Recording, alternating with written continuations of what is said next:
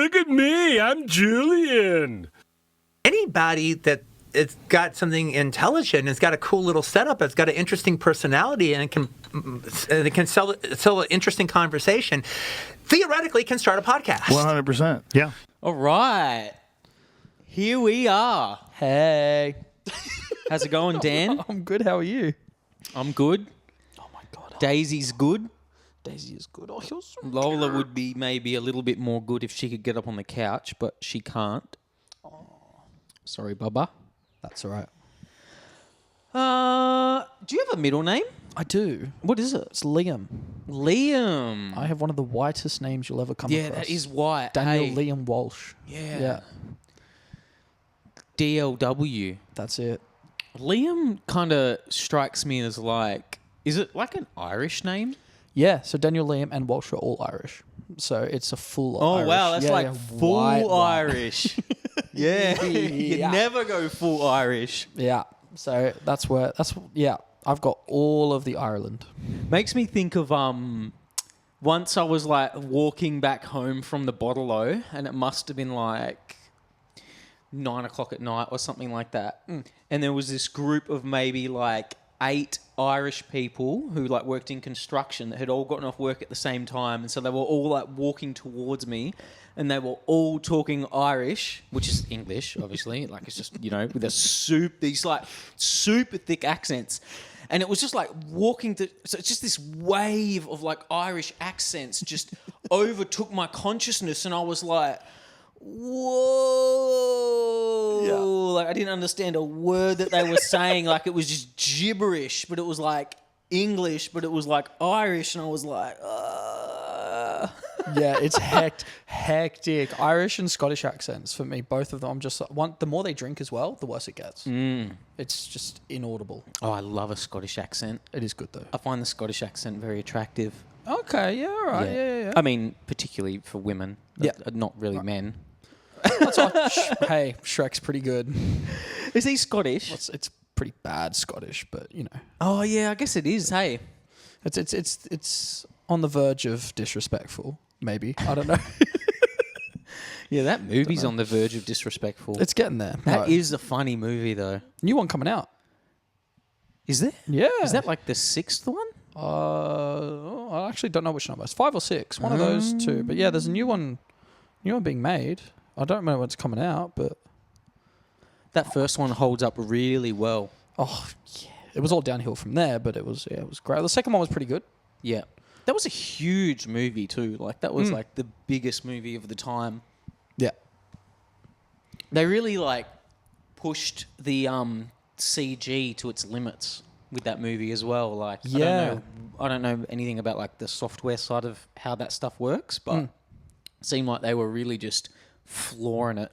Yeah. What year did that movie come out? I think it came out in 2001. I was born that year, so for me that was like 5 years later I saw that film. Oh yeah, okay. It was there was already way better movies out in terms of like in terms of like the quality of how they looked. Yeah, but I mean Shrek was.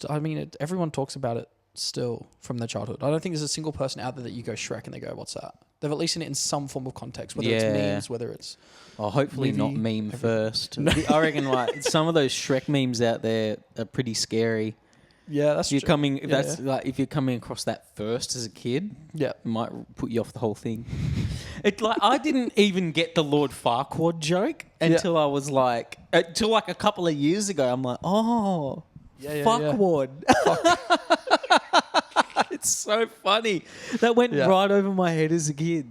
Yeah, well, Farquaad, Lord Farquaad. He's Fiona and Grumpy's kid supposedly.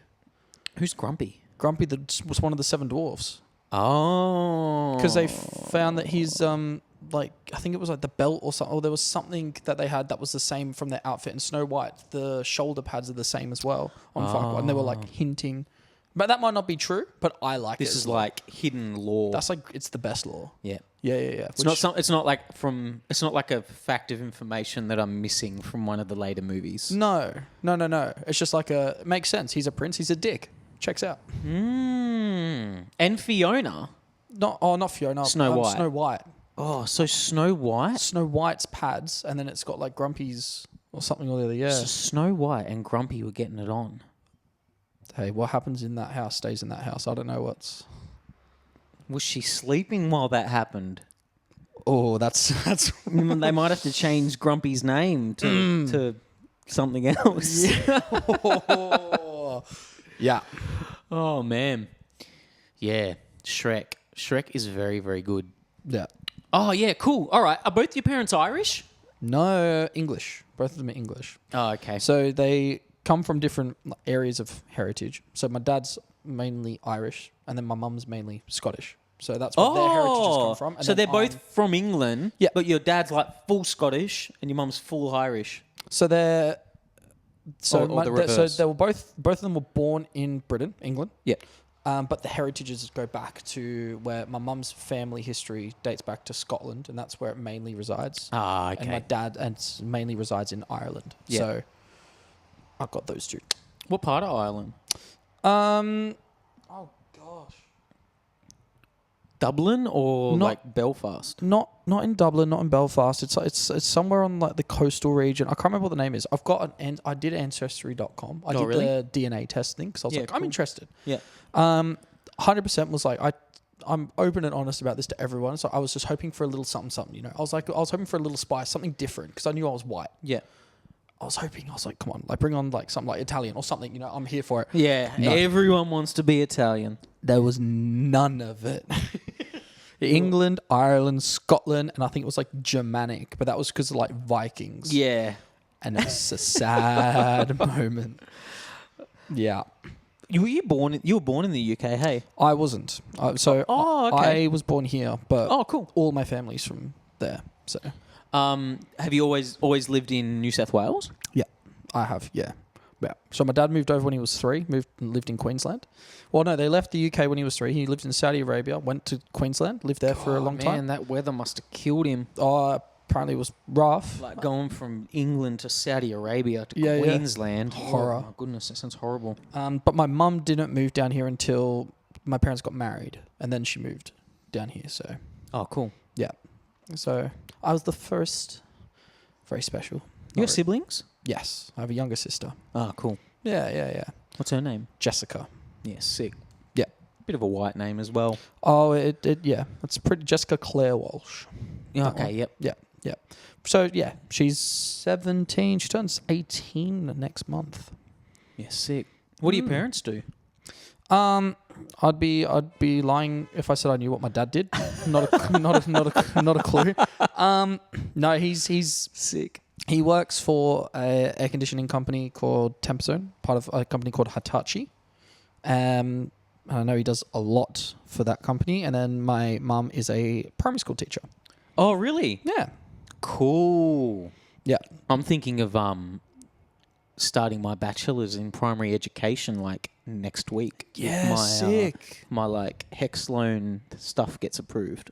But I'm waiting for the paperwork to come through, which hopefully came today, but Yep. I Nice. haven't checked my email yet. Yeah, worth it. I mean, teachers are so underappreciated, I think, in society. But man, some of the work that they do is so rewarding as well. Yeah, I've heard that. Yeah. Yeah, it's not particularly glamorous. I would normally choose something a lot more glamorous for myself, but I'm kind of like feeling really stuck in life at the moment. Yep. And this has like presented itself as an opportunity that I think I might be good at, Yep. and I can see the benefits of it and like the positive side of it. And I think just like not having to question whether I'm doing something good in the world and like trying to do something for other people rather than it just being about me all the time, which is how I've lived the first like 32 years of my life. Yep. Which has got me to this point where I feel stuck. Yeah, I'm probably going to attempt to do it.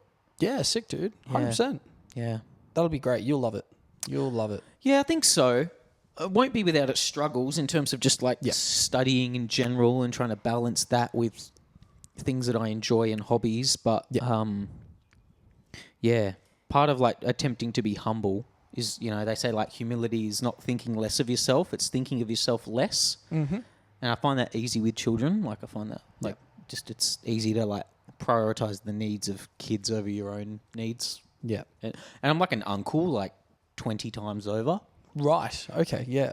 Yeah, so like my nephew was like, I think I was like 10 years old or younger when my nephew was born. Yeah. So like I've just always been like the big kid at the little kids table. Yes. Right. And so like I've always kind of been really young at heart and probably to like my detriment as well. Yeah. So maybe there's like an element of like learning to grow up and be the adult in the room, like within my own life. And, it's like that, this is a vehicle to do that.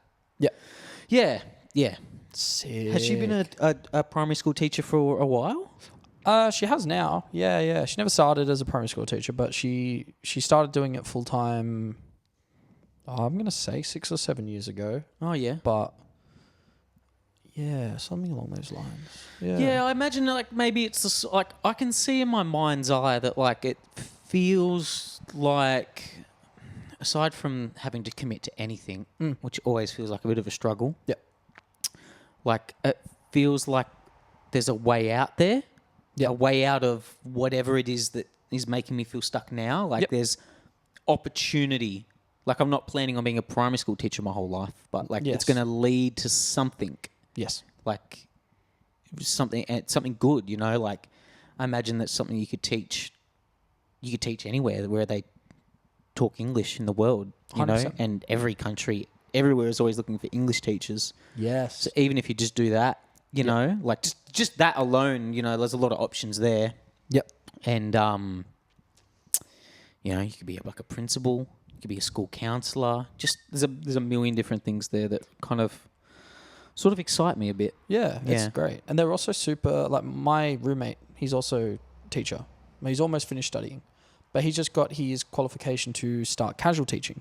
Oh, cool. And he's pretty much now booked out for the next 2 months, $500 a day, just rocking up to a school and taking over a class. Oh, wow. Like, and you can say no, you can say yes, you can choose what you want. But if you work 3 days a week and then decide to pursue, your other passions in life aside from that, Yeah. it's a great. Is he doing primary or secondary? school. Yeah. High See, school. that would be harder. It's rough. Like I studied half. I did a 4-year degree doing teaching and education. Oh, like really? education and Bachelor of Arts. Oh, wow. But I Was that a double degree? It was a double degree. Yeah. But after the 3rd year, I was like, I can't. So I changed and transferred over to just a Bachelor of Arts and finished Yeah. because I just couldn't do it. That would have been a pretty heavy workload. Yeah, I mean, like it's a lot. I think when you're young and you have the chance to be able to go do those things without all the pressures of life, it's pretty cruisy. I just don't think I took full advantage of the opportunity that I had at the time. I reflect on it now as a bit of like shouldn't really have done that. I should have stuck it through and worked on it, but I was a bit lazy. I was pursuing my passions over my education, and that Yeah. wasn't the right time for that. But Yeah. it really informative. You learn so much just from understanding the psychology of kids, adults even. There's just so much to it. Yeah, well, every adult used to be a kid, right? Yeah. And so I imagine that like when you can learn to teach and explain things to like children, that should make it easier to explain things to adults. Yeah. Like, because they're just, most adults, especially these days, like they're just kids. Yeah. Like, That's it. with obligations. Yes. Absolutely. And even the psychology of a child cannot actually fathom turning into an adult. Like to them, it's a concept that doesn't exist. They just believe they are born as a child, they are born as an adult. That is that. So trying to teach a kid about growing up and becoming an adult and responsibility, it's actually a much bigger feat than I think we. Yeah, it's give them credit way for. bigger than just teaching maths Yeah. and English and like surface level, like there's a deeper thing that's going on in the relationship between like a teacher and a student. Yes. In like a lot of what, and that's something that I like envision that maybe I'd be good at, because I feel like there's a part of me that lacked that growing up, and so it's like wanting to like, I don't know, like do unto others as you'd have them do unto you or something like that. Like it's like I never had that, so I want to give that to others, like that encouragement. Like maybe there's kids out there that like they just need someone to tell them that like they believe in them. Yes. Because I know that I never had that told to me. It's not that like my parents or brothers and sisters. It's not like they never believed in me, but like it's like, you know, it's never been like said. Yes. You know. Yeah. Yeah, but teaching teenagers, man, that's a whole other thing. That's a whole other thing. I'm not even Yep. close to thinking about that. Yeah. Soccer, Football. Yep. Yep. English football. Yep. Mm-hmm. At the risk of offending you, Uh-oh. are you an Arsenal fan? No. Oh, okay. So that's just Ash. Just Ash and Kai. They can both. Yeah. Fine. Yeah.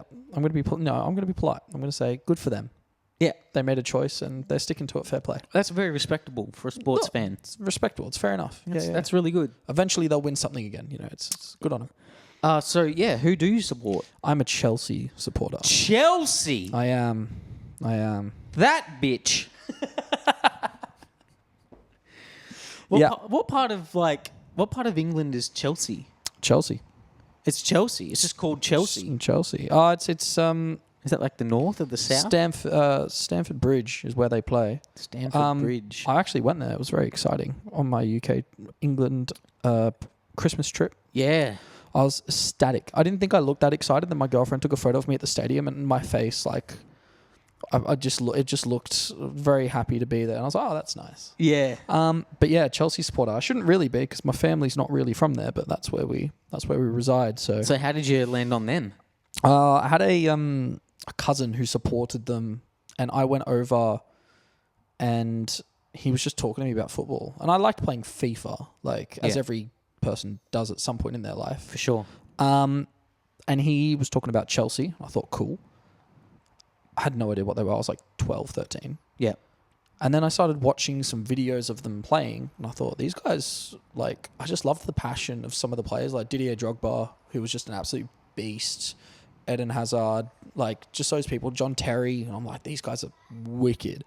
And I fell in love with them for more the way they played, more so than what they, what place they were on the league and the table, because I didn't know that they were, funding ridiculous amounts of money to players and number one team. I just saw the way they played and thought, that's sick. I like that. And that's just where I've sat ever since. Yeah. Blue? Yeah. Yeah, it's a good colour. I like that colour. Just blue? Blue, white. Yeah. Blue, white. Yeah. Classic colours.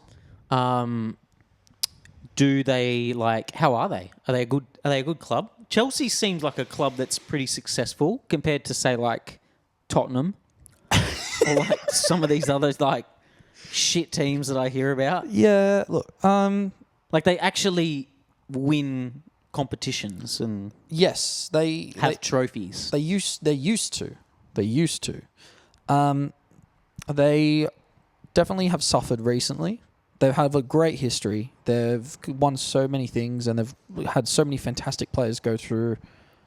But recently they've been quite shit. Yeah, not the way we want to see them play. They're getting better. What's shit though? It's are they in danger of relegation? Bad? No, they're top 6 at the moment. But okay, so that's okay. But it's not necessarily in regards to where they place on the table, but more so the way that they're playing and the consistency of their playing as well. When you spend that much money on I feel like you can have this discussion with any football player, and it's unbiased. It's an unbiased statement to be like, if you're spending a shit ton of money, the expectation is you're doing something good with it. They've kind of just gone and bought a lot of players over the last few years, not done a lot with it, changed managers every 6 months, so there's been no actual plan and tactics that have actually settled in properly. And after that, it's just been horrendous. During the Russia issue, when it first started with Russia, our original owner of the club was Russian. And so he, an absolutely phenomenal man, did so much for the club. But they ended up, because he was the owner, they put hold on them being able to renew contracts. So we lost a bunch of really, really good players because we couldn't renew contracts. So he ended up having to sell the club because they would no longer let him do anything with the club. And so we sold it to Todd Bowley or something like that. I don't even care what his name is. So there was a distinct moment when the club downhill became shit. Yes. And it's when they forced this Russian owner to get out. Yeah. Yeah, and he was an absolute legend, and we miss him so dearly. But this new guy came in, and he just gave no one an opportunity. They're finally given a good opportunity to our current gaffer, who's doing great. We've got some great players that are playing really well. I think it's going to be good things to come from this moment forward. But for a few years there, it was we were a like 10th, 11th place team, and that was rough. Because some of these owners don't actually give a fuck about the sport. I give a shit about money. Yeah, That's what's happening in the NBA right now. Yeah. Like they traded Luka Doncic from Dallas yeah, to LA. yeah, Like they basically just handed their best player yeah, from a small market town that wanted to re-sign, Yeah. and just gave him to the biggest brand in all of basketball. yeah. For pretty much nothing. Like, Yeah. not literally nothing, but compared to what they had. Yeah. And why? Because they don't give a fuck about basketball. They give a fuck about making, gambling legal in Texas, and if not, moving the team to Las Vegas. Yeah. Like, and it's what, ridiculous. like, for the fans, like, if you're like a diehard Mavs fan, oh my God, I'd be homicidal. I'd be like, Yeah. are you fucking kidding me? Like, this Yeah. is just the worst moment in the history of our franchise. I was watching videos of fans reacting to the first game without Luka. Yeah? I have to say it was quite amusing to watch them all losing their shit. And AD went out, Yeah. like, after half time. Yeah. They got, like, half the game out of him. It was like, oh no. Because there's something really fishy about the whole thing. And so, like, I was watching a couple of, like, videos about it this morning, and just really, really interesting, because I'd never really thought about it on a more than just a basic. I don't follow the NBA, like, super closely. Yeah. But you know what? It is working, because I will follow it more closely now that he plays for LA. Yes. So, Right. like, as messed up as the business side of it is, Yep. it also works, because I'm aware of the fact that it's working on me, Yeah. even though I think what they've done is shit. Mm-hmm. Like, I will be a Lakers fan for as long as Luke is there, Yeah. you know? Yep. Which is obviously what they wanted to have happen. Like, he didn't get there by accident. No. No. Big business sports. Yeah. Yeah, and like sports as well is like, I don't know what it's like with the soccer in terms of it being like a billionaires club like the NFL and the NBA, but it's a unicorn. This is how the video described it. It's kind of a unicorn in the business world Yep.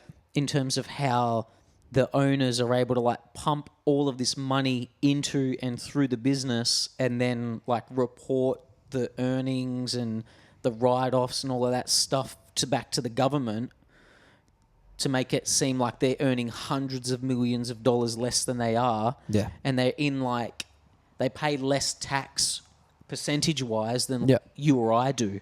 Yeah. Or like the billionaires in the NBA, Yeah. because of like part of owning that something about how the owning a sports team operates as a business, they're able to they pay less tax than millionaires. Yeah. So like everything's like flipped on its head. Yeah. It's who knows? It's absolutely stupid. I like watching the Welcome to Wrexham documentary. Ryan Reynolds. Oh, team. okay. Yeah. I say Ryan Reynolds' team, but the other co-owner, I've forgotten his name now, and I feel really bad for that because he's also fantastic. Rob McElhenney. Oh, from Philly. Yeah. Yeah. So they co-own one of the oldest clubs in Oh, Wales. Wow. And they've got a whole documentary. It's got about It's 3 always seasons. sunny in Philadelphia, Yeah, yeah. especially today. Is it? Well, they just won the Super Bowl Ah, right. today. Right, there you go. They're Yeah. going to be celebrating for the next week. They'll be celebrating for the next year. Yeah, huge. But like, that's an interesting documentary because Okay. you watch into that, and they've always talking about the very first things they have to do as part of the club. Obviously movie money. They've got millions. Well, Ryan has millions, and the amount of expenses that they have coming out of it is just absurd. Like even Ryan's gone, I don't know where we're going to get the money for that because that's just ridiculous. And it's just interesting to think that, a club like that doesn't have a lot of support from the government clearly why is it that all these other teams do? Is it because they're getting media? Is it because there's so many people rocking up and purchasing goods like public transport and other things that they're paying towards? Like, what's the determining factor? But it's sport enjoyed by millions, if not a billion people around the world. So apparently gambling is not legal in Texas. Yeah, right. Yep. And apparently the Texas legislature meet once every 2 years. Yep. And so for the last few 2-year cycles, the owners of the Mavs, the new owners of the Mavs, who are these Las Vegas casino billionaires, have been trying to make gambling legal in Texas because they want to turn Dallas, Texas into like a second Las Vegas. I didn't know any of this stuff until I was watching this video that this guy made about it. It was really, really interesting. And so like, because it's not legal there, like they basically, part of it is if they don't think it's going to get through, which maybe they don't, like they don't want to pay Luka all this money. Yeah, right. Because they have to give him a max contract. Yes. You wouldn't think any of this stuff makes any difference. No. In the long run. Like, but, not having to pay him $350 million. Yeah. At the end of the day, like if they can't legalize the gambling in Texas, they just want to cut costs and make their money back on the team and spend as little money as possible, Yeah, and right. the NBA obviously wants to get, LA's doing nothing and LeBron's going to retire soon and they need... Because that LA Lakers brand is almost bigger than the NBA. Yeah.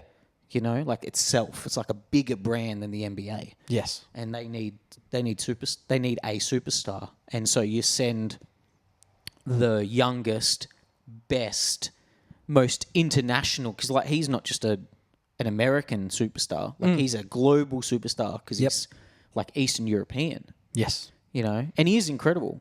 And yeah, big business, man. Same with like the NFL. It's like, well, if today's Super Bowl hadn't gone the way that it went, I'd be sitting here telling you, man, the NFL's so fucking rigged. Yeah, right. It's so rigged. Like it seemed so rigged all year until we get to the biggest game and the team that it all felt rigged for got pumped. Yeah, right. Absolutely destroyed, bro. What's the score? So the Philadelphia Eagles beat the Kansas City Chiefs today. So Kansas City was going for a three-peat. Yeah.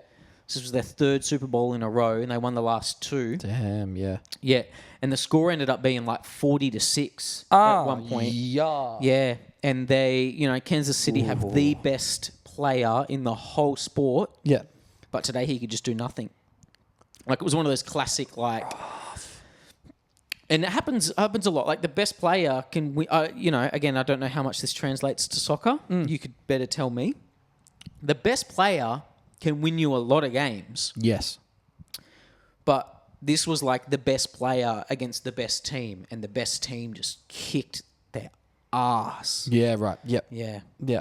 It was crazy. Like, there's something so beautiful about watching sport, especially at the highest level and like the biggest games, because you never really know how it's going to turn out. Like this morning, I was going to put money on it. I was like, the Chiefs are going to win. Yeah, right. It's damn near rigged for them. Yeah. And there was a couple of penalties like in the start of the game where I was like, told ya. Yeah. Rigged. Yeah, that right. Was not that was not a bloody holding call or whatever, And then you sit here like 4 or 5 hours later and you're like, wow, that really was special. That was amazing. It didn't go the way that I thought, but it was kind of like really special in its own way. Went the opposite to the way I thought, That's so good though. But never predictable and like never dull. That's the best bit about sports. That's what I love. Like some days you just don't know, and some days you have a feeling, and you just watch the game unfold and you go, there it is. Yeah. There it is. It's great. Soccer does have that. I just think it's a bit, it just depends. I mean, like some games you go, I'm not going to watch that because I know what's going to be. The result's going to, be itself. I'm good. I'm not going to wake up at 3 a.m. and watch this game. And some games you go, I might just to see what happens. In this last Australian Open, I don't know if you like tennis. Do you like tennis? You ever watch tennis? I used to watch tennis. I used to play tennis. Yeah. Oh, really? Yeah. Oh, cool. Yeah. But I've watched little bits of it. I didn't watch the full Open though this Yeah, year. because you're kind of tall. Oh, And I I've think got you a bit need- of height. Yeah, I think you need like a decent amount of height to have like a good serve. Yeah. It certainly helps. It Like was- being small is not an advantage in tennis. That's for sure. That's for damn Serving sure. was helping. Was helpful being tall. I was mainly just getting around the court, being able to go side to side really quickly because it was just didn't have to take as many strides Yeah. to get from one side to the other. That was probably the best tall height bit. But yeah, what happened in the Open? It was It was just one of those classic. Like I was watching the women's semi-finals. yeah. Again, it was Madison Keys against Iga, some Eastern European name afterwards. And this, like, I think Iga was like the world number one. If she wasn't the world number one, she was the world number two. And she was playing Madison Keys, who's this chick from America, who's a bit of like, more of like what they call like a journeyman player, like a journeywoman player. Like, been in one final 7 years ago and hasn't done anything since. Right. World number 17. So not a pushover or anything like that, but not like a world number one. Not a never won a Grand Slam going up against a player that's won 3. Yeah, right. You know, so like a recognisable difference there. And I watched the first set, and she kind of just got creamed, Right. and I was like, "Nah, I'm fucking going to bed.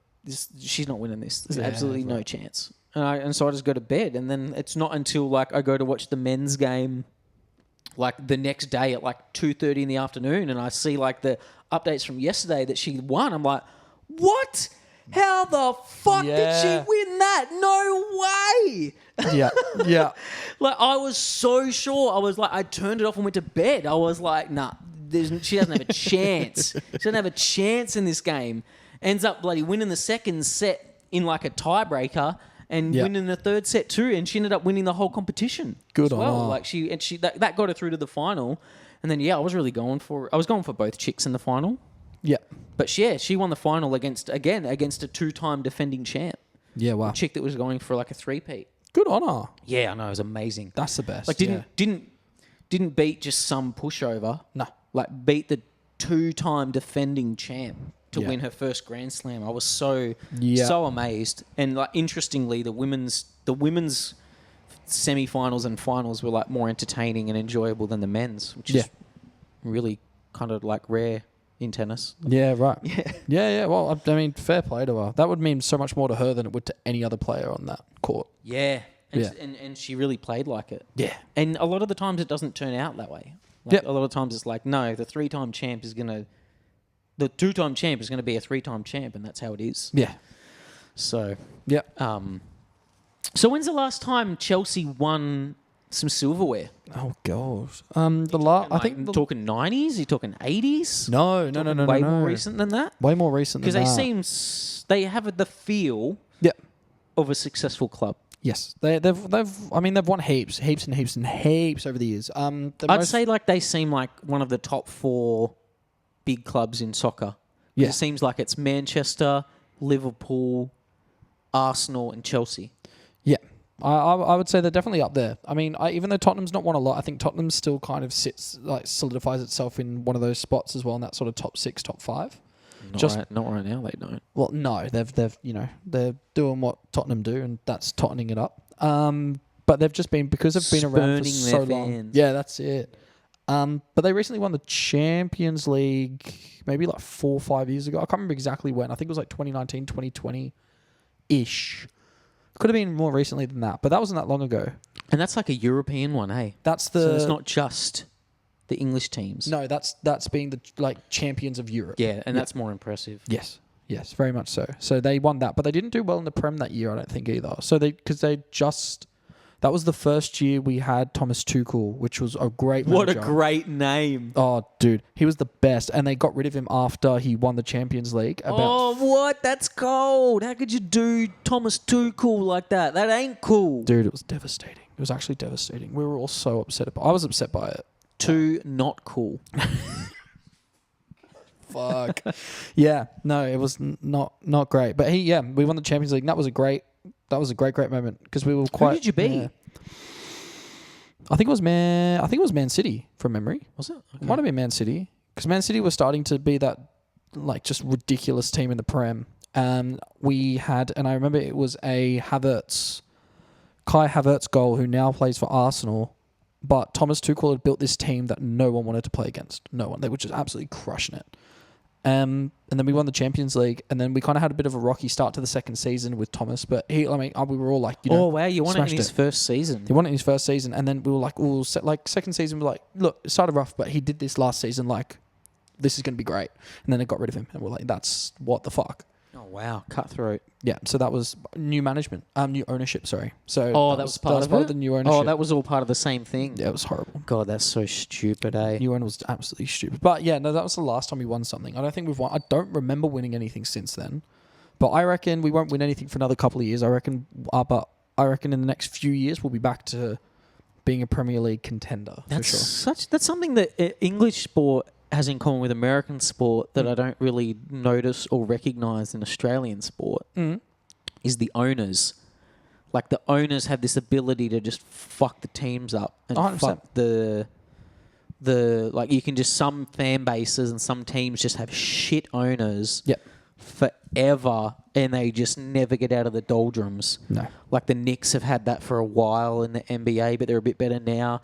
The Cowboys have had it forever, like, for the last, 30 years. Like, it's just, their owners are fucking egomaniac and just won't do the things that need to be done. Yeah. Because his team is the biggest team and makes the most money regardless of how they play or where they finish. Yes. So, he doesn't have, any motivation to, actually win a championship because he's still just living off the 3 that he won in the 90s. Yeah. Yeah. But yeah, whereas, I don't really find that as much in the AFL. I couldn't even tell you who the owners are of, half the AFL teams. No. It's definitely a much more advertised thing over there. They're very much part of the media. What's interesting about soccer as well, compared to the AFL, is, which I find interesting, is how much stock they put into who wins the table, the Premier League, how it's set up. Because in the AFL, if you finish on top of the ladder, we don't give a shit. Yeah, right. Yeah, that just means that you have the home field advantage in the finals. Yeah, right. Yeah. You have to win the grand final. You have to win the elimination tournament that begins at the end of round 24. Yes. Right. Big whoop. Who cares who wins the top of the ladder? Yeah, right. Yeah, I don't give a shit if Geelong finish on top of the ladder. I give a shit if they win the cup. If they're the last team standing at the end of the year with the trophy raised. And that's just one of these things in soccer that, being an AFL fan and an Australian, I don't get it. That's fair. That's fair. I think the big difference going That's why I think the Champions League's more impressive. Well, this is it's it, knockout. Give me a Champions League trophy This or is a it. Euro or a World Cup over a Premier League trophy any day. And that's it. I mean, with the Premier League table... Because anyone can win a bunch of fucking games. Oh, 100%. Right? Yeah, it's yeah, about who plays best when the pressure is highest. Yes. That's what matters. Anyone can win a fucking bunch of games in June. Yeah, 100%. I think the Premier League, the table plays a bit of significance in what the team can then do from then on. I mean, they play something like 40-odd games in a season.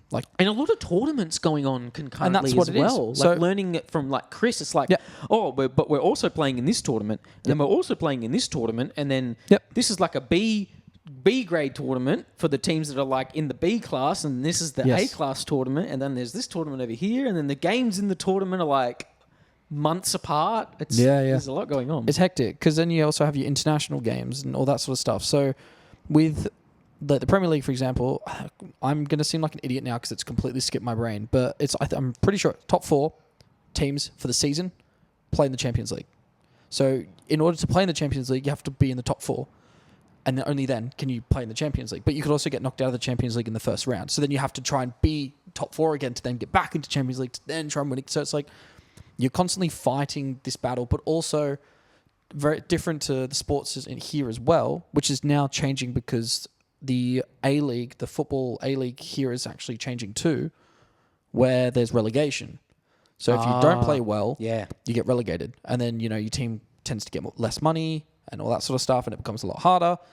Australia don't really have that, and they never really have until recently, where only this year have we implemented a relegation system in football. Yeah. So now teams from fucking Blacktown can play in the A-League and play in the top flight of football here, which is great.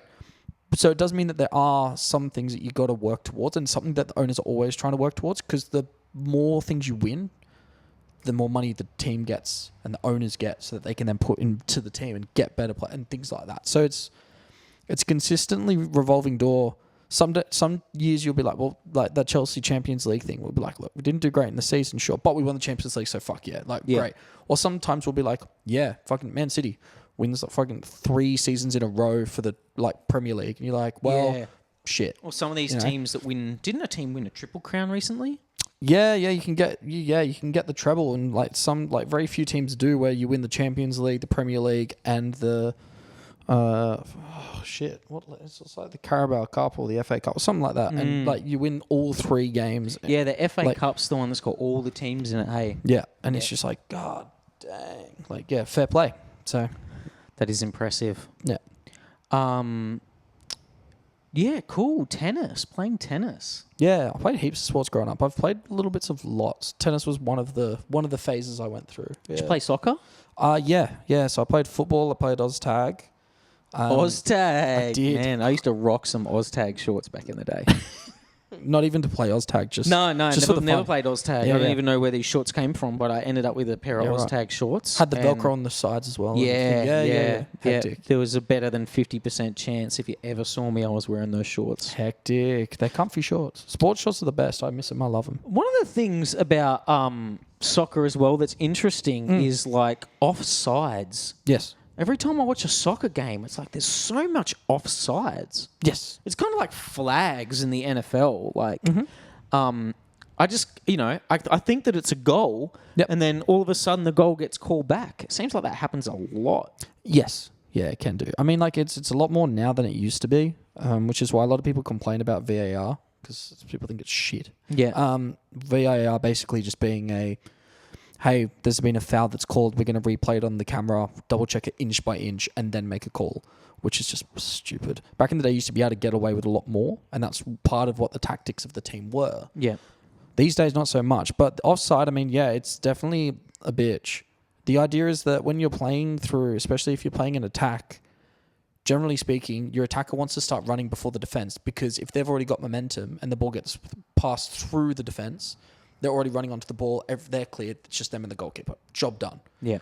But offside is pretty much if the opposing player is behind the defensive line in the defense's half when the ball is passed to them, or then offside. Like, it's like, hold on. It's kind of just to stop people from just standing at the opponent's goal and just waiting for the ball to be kicked over to them. Yeah. Which can be a frustrating thing if that were to be the case. So has it always been like that, or has it become worse because of VAR, or like it's definitely become worse. There used to be used to be a tactical component of, we're going to try and make this play work, where if you were a little bit offside, like your foot was like slightly facing the other way to be ready to run, a ball was passed and you run, like you would get away with it and it'd be cold, fine.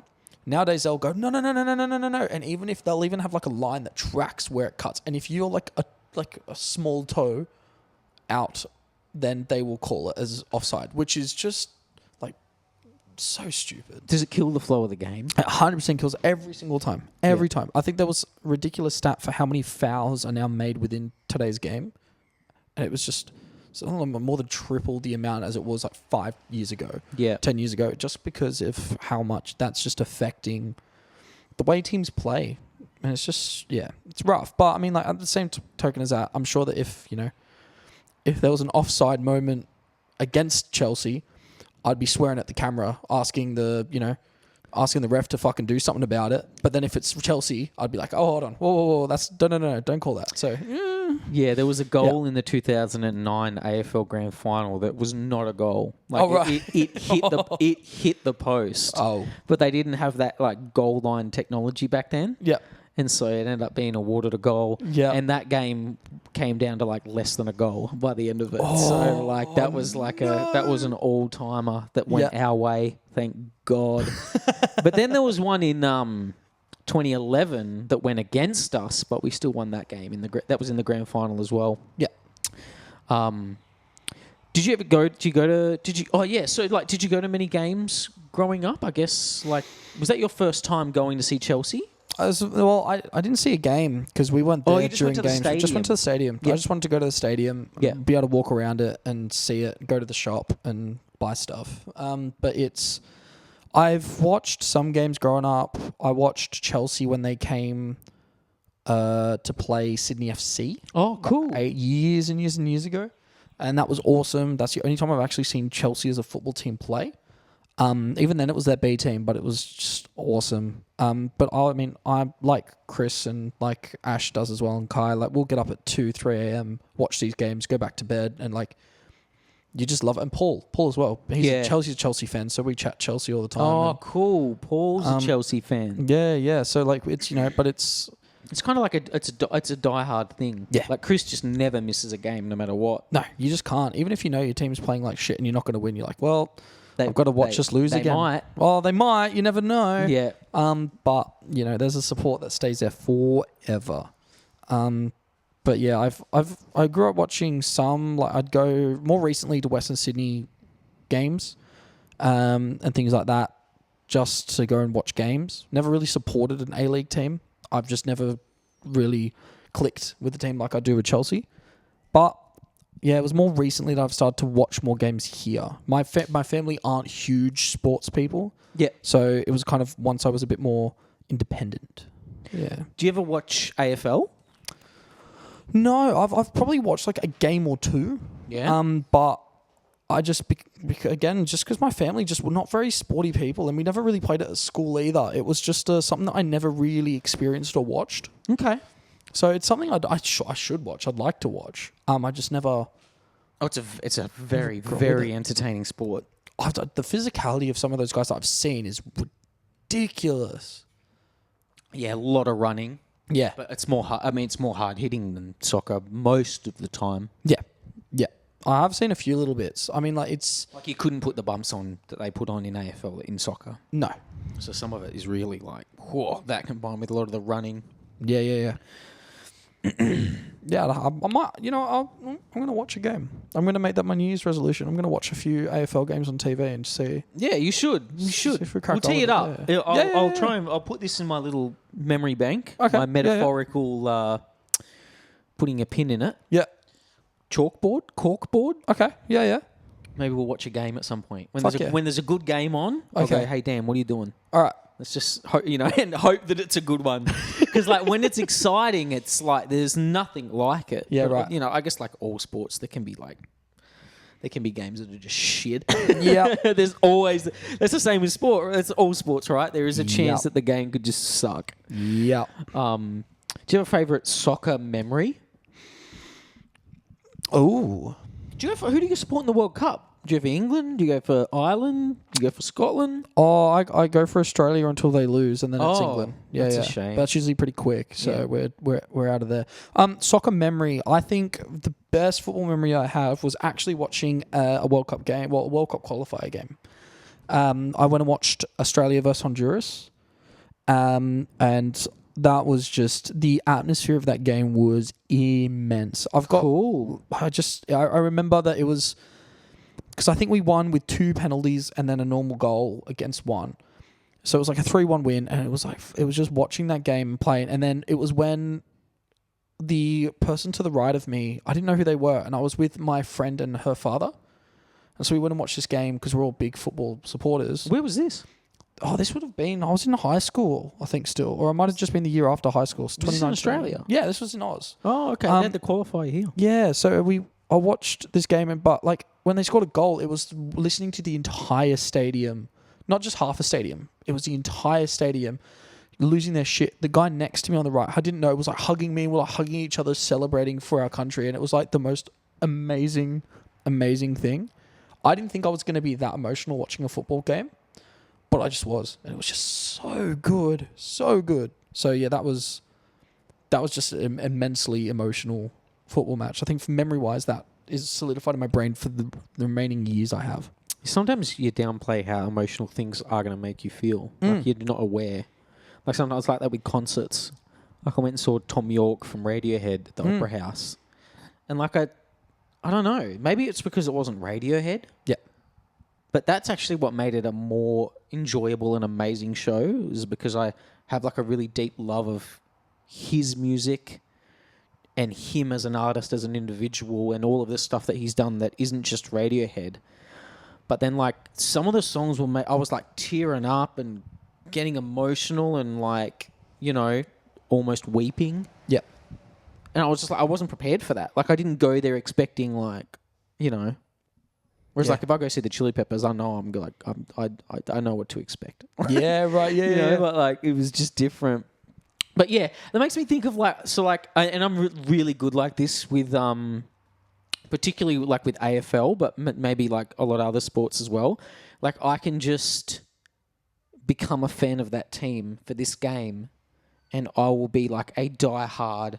Like if you didn't know me, you would think I've been barracking. Like I went to the football with Joel, and I fucking hate the Sydney Swans. Yeah, but I don't particularly like Collingwood either. Right, But I was going with Joel, and so like I was like full ball rabid. Yeah, right. Collingwood Magpies supporter for this day.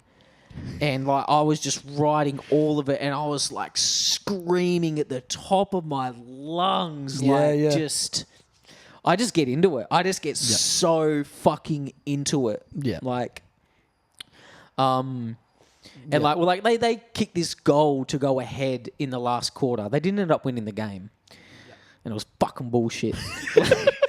But like the roar that came out of me when they scored this goal to go up in the last quarter, like I haven't screamed that loud since. Yeah, Like it's right, just yeah, this yeah. like just this passion of like just when else in life do you get to just scream at the top of your lungs? Yeah. You know, like just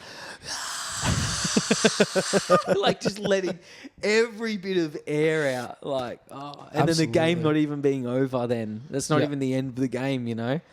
Oh man, it's amazing. It wasn't even my team either. Just But just you're just took in over. it. You're just in it. Poor refs. I have to give it credit though. Like they probably get more abuse than Poor any refs. other job in Mate, the world. they fucking deserved it this day. Oh, fair. Mate, there were so many deliberate out of bounds calls that just were not there. Like it was the home team getting an advantage, and it was fucking bullshit. Yeah, one of them. Yeah. Yeah. But yeah, that favourite soccer memory. I'm not very nationalistic when it comes to soccer, or when it comes to any sport. Like I don't really support Australia in any sport. Like when the World Cup's on, I support Italy. Right. Yeah. Yeah. I love it. Yeah, And I fair. support Italy when they're in the Euros. Great team. Yeah, it was amazing. Yeah. And like I never, ever, ever, ever gave up faith during that Euros when they were against England. They went down. They like gave away the first goal. Right. And I didn't talk any smack that day. I was watching it with Chris and Toby at work. Yeah, right. Yeah, yeah, And yeah. Chris's missus, Alice. Yeah. And I was just like, no smack coming out of my mouth. Nothing. And I was just praying the whole time. And I think they must have scored the equaliser like halfway through the second quarter or something. And then it ended up going to penalties. And Yeah. I do consider myself to be a man of faith. Yep. So like outside of my sporting fandom, Yep. like I like believe in a creator and I believe in God and all of that sort of stuff. That's a whole thing as part of my life. Yeah.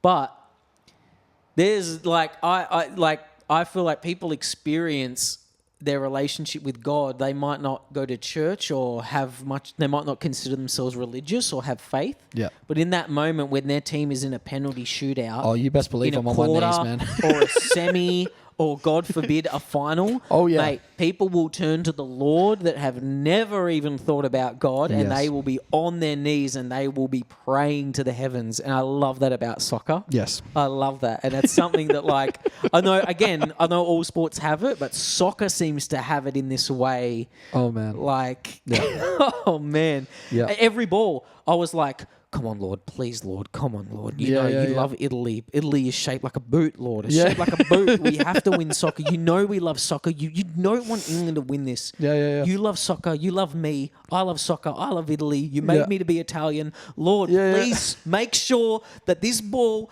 Gets to the back of that net. stopped by the goalie, you know, and then it's like, make sure, please, just in the back of this net, just please let just please, right now, let this ball get to the back of the net. Ah!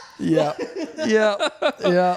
Oh man, That's absolutely. I loved the 2006 World Cup, but I was probably too young to appreciate it. Yeah. I was just getting caught up in the excuse to run around like a lunatic. Yep. But I never truly understood soccer until I was up very late at night during a World Cup. Yep. I think it might have been like a quarterfinal match or something like that. And I was watching Brazil, and this must have been 2:00 in the morning, Yeah, yeah. and I was watching them play Germany. Oh, And I'm like, what a this should be a pretty game. good game. Like, this will be interesting. Let's see what happens here. And it's like, all right, 1-0 Germany, Yep. 2-0 Germany, Yeah. 7-0 Germany. 3-0 Germany. And by this point, people in the crowd look horrified. Yeah, leaving. And so, like, part of it's no, I don't know. They weren't leaving. No. They were weeping. Yeah, yeah.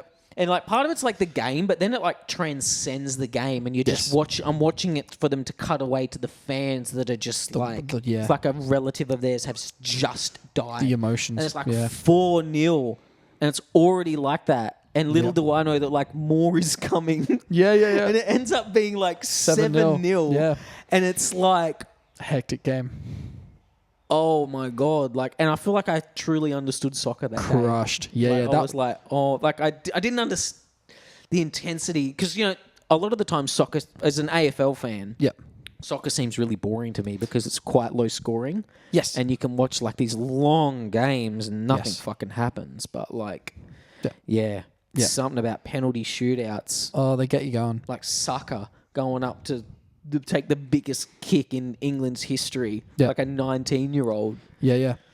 Mate, just unbelievable. It's awesome. I mean, the recent World Cup with the Matildas, the women's Aussie team. Yeah. Like, what a great team they are, firstly. But I was doing my second job was before and after school care in a primary school. And as part of what we were did, you doing?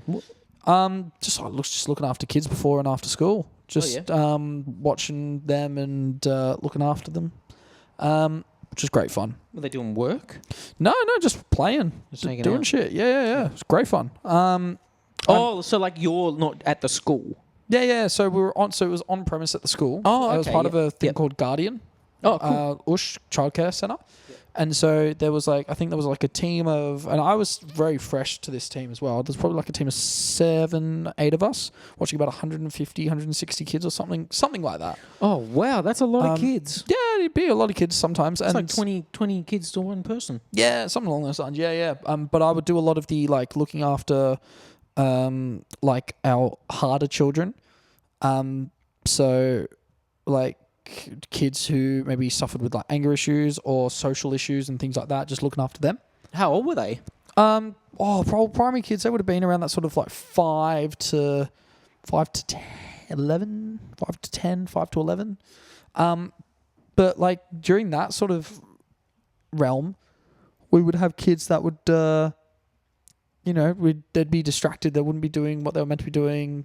And so we'd put on the Matildas, like penalty shootouts. And watching every single kid in that room cheering and yelling and screaming for the Australian women's team to like win this penalty shootout, even though it happened like 3 days beforehand and they've already seen it. Just sick. It was just awesome. It was just such a cool vibe.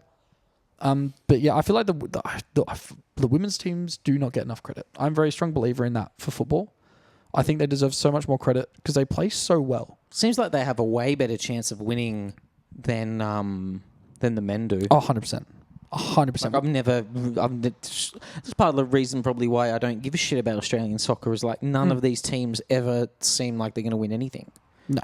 And it's like, it's okay to want to be patriotic and whatnot, but like, if I don't actually expect them to win a thing, like, why would I bother? 100%. I think 100%. Men's Australia team, I'm like, yeah. I'm not I'm going to blindly support a team that doesn't have a chance in hell. No, that's why I'm like, I'll watch Australia for the first few games until they lose, and then I'll be like, oh, support England. But the Matildas game, like the amount that my mates and I would gather at the local shops that had a big screen that they played the game on, like live streamed it off of. Yeah. And we'd all just rock up and meet here and sit down and watch this game from top to bottom. It was just such a, like, I have not thought that Australia would win a World Cup event until that moment. Did they make the final? I think they made the semis. Yeah, and what, did they lose to France? Yeah, they lost to France.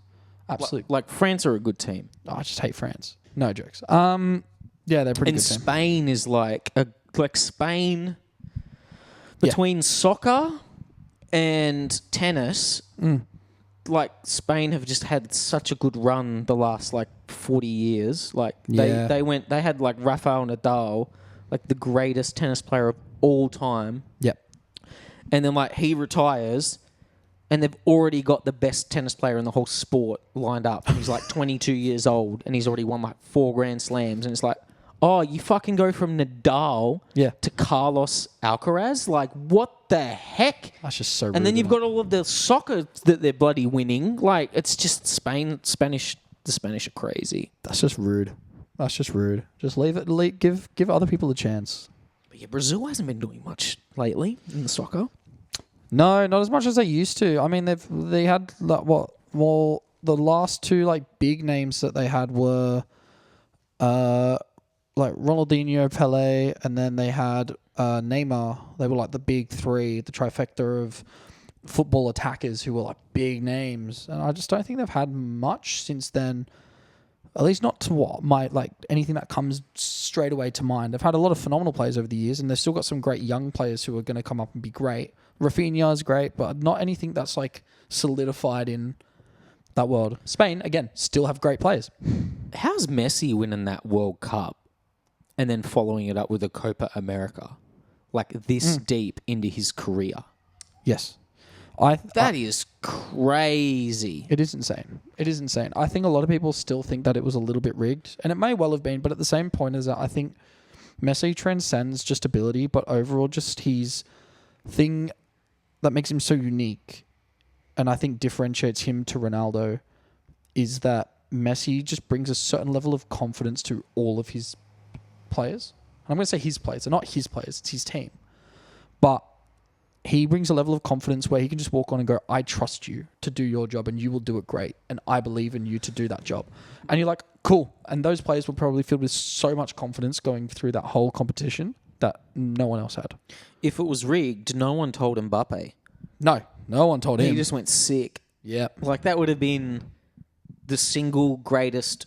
If they had won that game, Yep. that would have been the single greatest performance by any player, like in the history of soccer.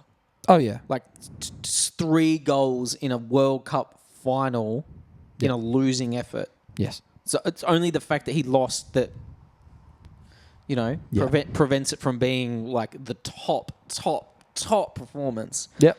That's crazy. It's nuts. And now we've got the battle of Mbappe and Lamine Yamal, Real Madrid striker and a Barcelona right back.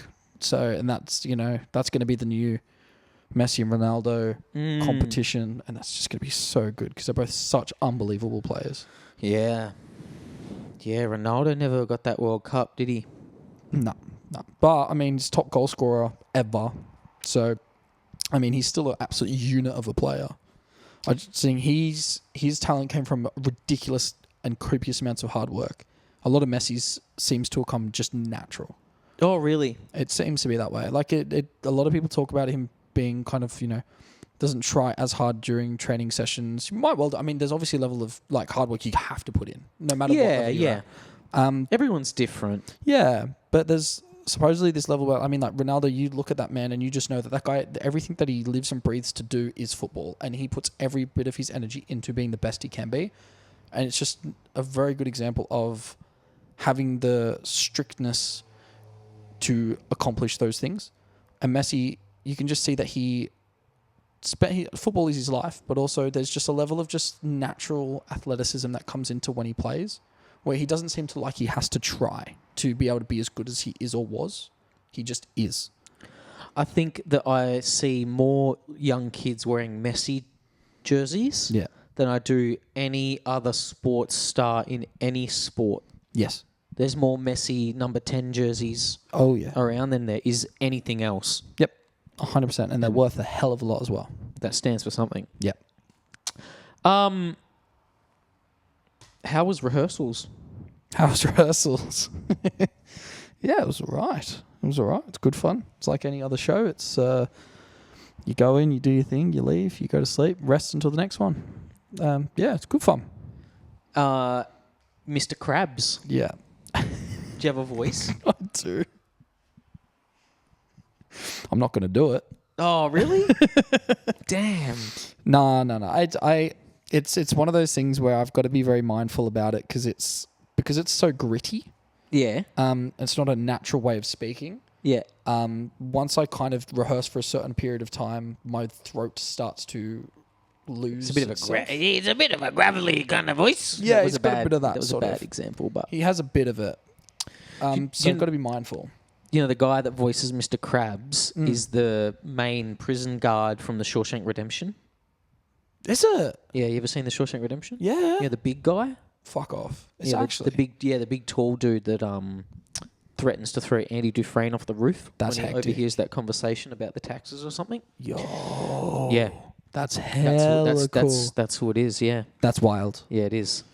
Have you been doing like research on this character? Like, have you been watching like extra amounts of like SpongeBob SquarePants? Oh, look, no. I've done the show before.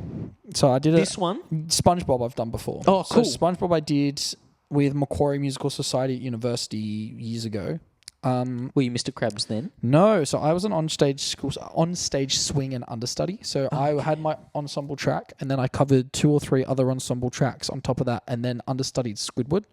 So I learnt about 4 or 5 different tracks, and then on the Is night... it understudy where like they just use you if they need you? Yeah, so I know that you know the whole role, and if that person can't rock up that night, you take that role and cover those lines, those tracks, those songs. So I did that. That was what I did the first time. And so I knew the show pretty well. And most of the harmonies I've still got in my head anyway. So that's pretty chill.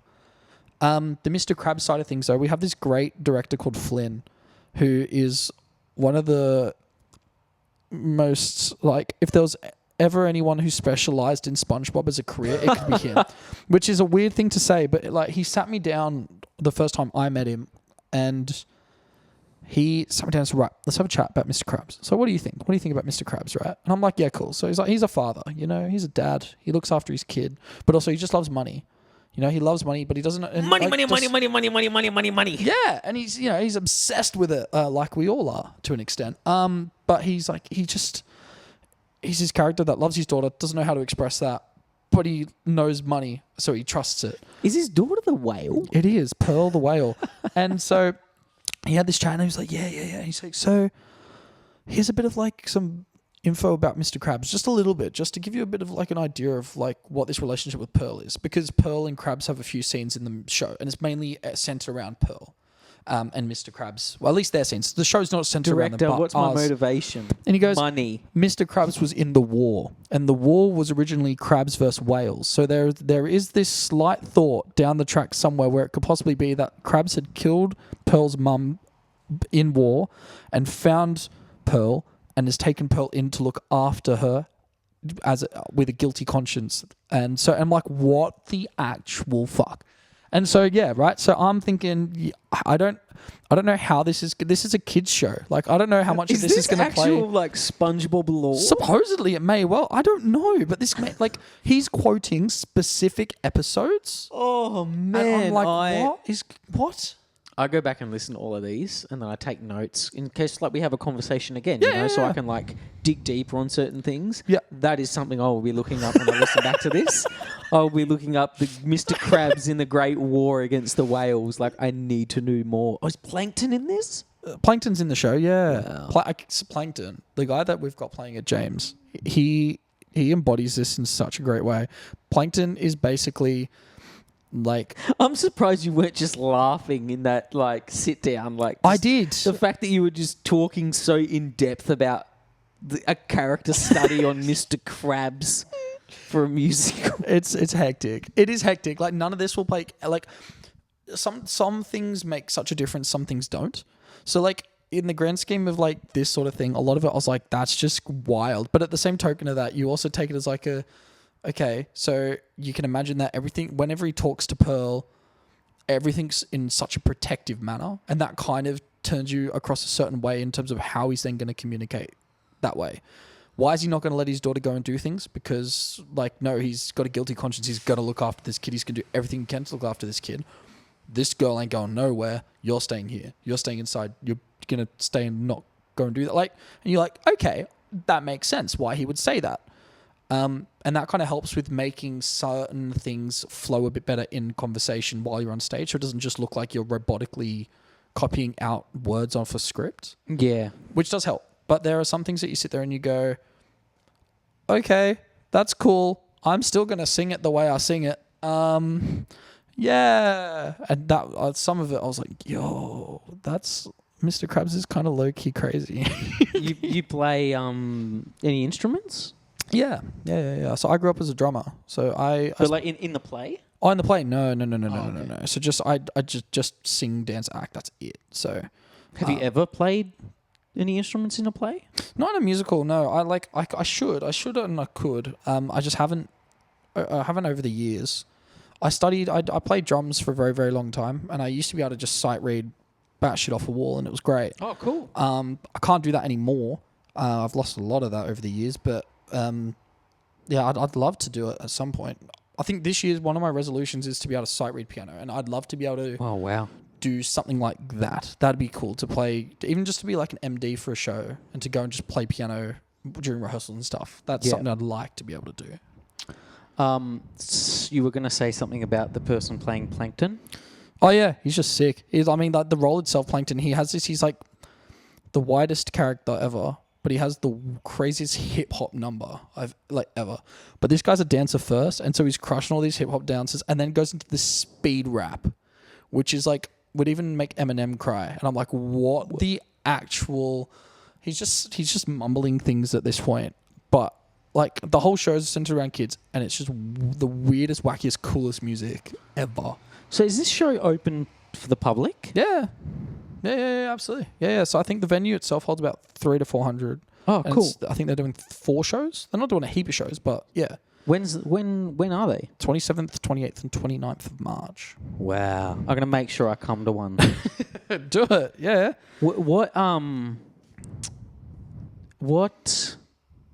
Where is it? Which theatre company's doing it? So it's with a dance school called Active Elite. And they've got some of the best dancers I've ever seen for kids, like aged, like anything from, I think it's like young 10, even younger than that, up to, teenagers. Pardon me, sorry, but but they put on these shows once a year, and they get some like older people who do theatre to come in and do the leads, while the kids do the ensemble. Yeah, cool. Which is really, really cool. So it's huge. It's a huge group of kids. But yeah, Hurstville Entertainments or something like that. I can't remember. I think it's Hurstville. I could even be wrong. It might not even be Hurstville. That's just what's coming to my head. Yeah. Actually, I don't know. That's probably a concern. I should probably find out where I'm supposed to be performing that. Otherwise, I'm not going to be in the right place. What's this shirt that you're wearing? What is this a reference of? Yeah. A hug from 1793? Yeah, so a hug from 1793. So I recently, like, the show... A couple of shows, yeah, so a couple of shows ago, I was doing Frankenstein the Musical with Macquarie. And there's a scene where the creature kills someone by hugging them because it was the first sign of affection and love that they were ever given. And he accidentally crushes them to death. Oh, no. Because he doesn't realize how strong he is. Oh, that's horrible. And so the hug is from 1793. And so that's, yeah. So that's what that shirt demonstrates. Who are you playing in that one? Well, that's my blonde hair and my blue eyes as the creature. Oh, no. Yeah, so I had to hug him to death. Is the creature Frankenstein? The creature, no. So the creature is the creature. Oh, okay. Frankenstein. It's Frankenstein's monster. Ah, okay. And here's a little bit that I can... yeah, because Frankenstein's not No, Yeah, but we always think of Frankenstein as the monster, yes, but the monster is the monster. yeah. The creature. So here's something you can probably give more insight on than I would have had, or will have. It'll make sense in a second though for you, right? Because I didn't really understand it properly, but we went through a lot of research for the show anyway. One sec, can stop. people. We can- hold we- on. we can- hold on. My lovely girlfriend is entering the room. Please bear with me.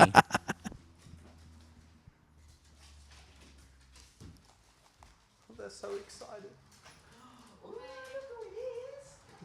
Hello, how are you? Hey, good. How you going? Good. I was actually next door, just like waiting it out. No. But I was like, I That's okay. didn't really interrupt.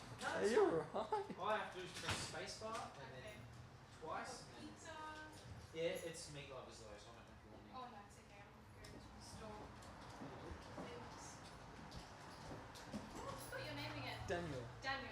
Oh, nice. I'm Eve. Eve, pleasure. So you met doggies. I have. They're so cute. They're cute. Daisy's the really cute one. She's like loving life. Like always just wants everyone's attention. I love it. Yeah. I love it. Do you have dogs? Yeah, my parents have 2, Oh, nice. and they're very similar. One's the older one who just likes to chill and do nothing and Yeah. be independent, and the other one's we call ADHD dog, and that's ADHD dog. similar. Yeah. Stop it. Sit.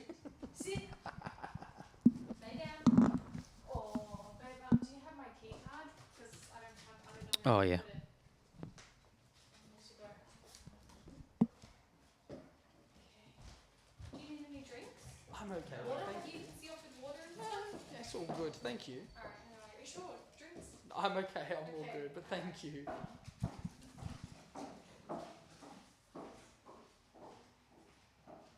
It's really stuffy.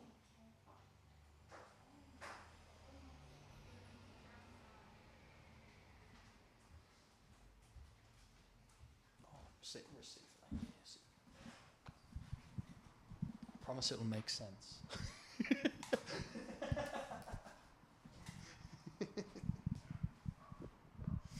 Okay, so you said there's something that I can give insight on? Yeah. So obviously, as part of this show, because it's Frankenstein the musical is fundamentally follows the 2 characters, has an ensemble in it, but primarily it's Frankenstein and Frankenstein's creature, and they do not leave stage a lot. They are on the stage a lot.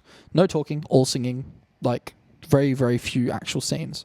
But as part of the research for the show, the director, Grant, who is an amazing friend but also an amazing director, was like, hey, look, read Frankenstein, Mary Shelley.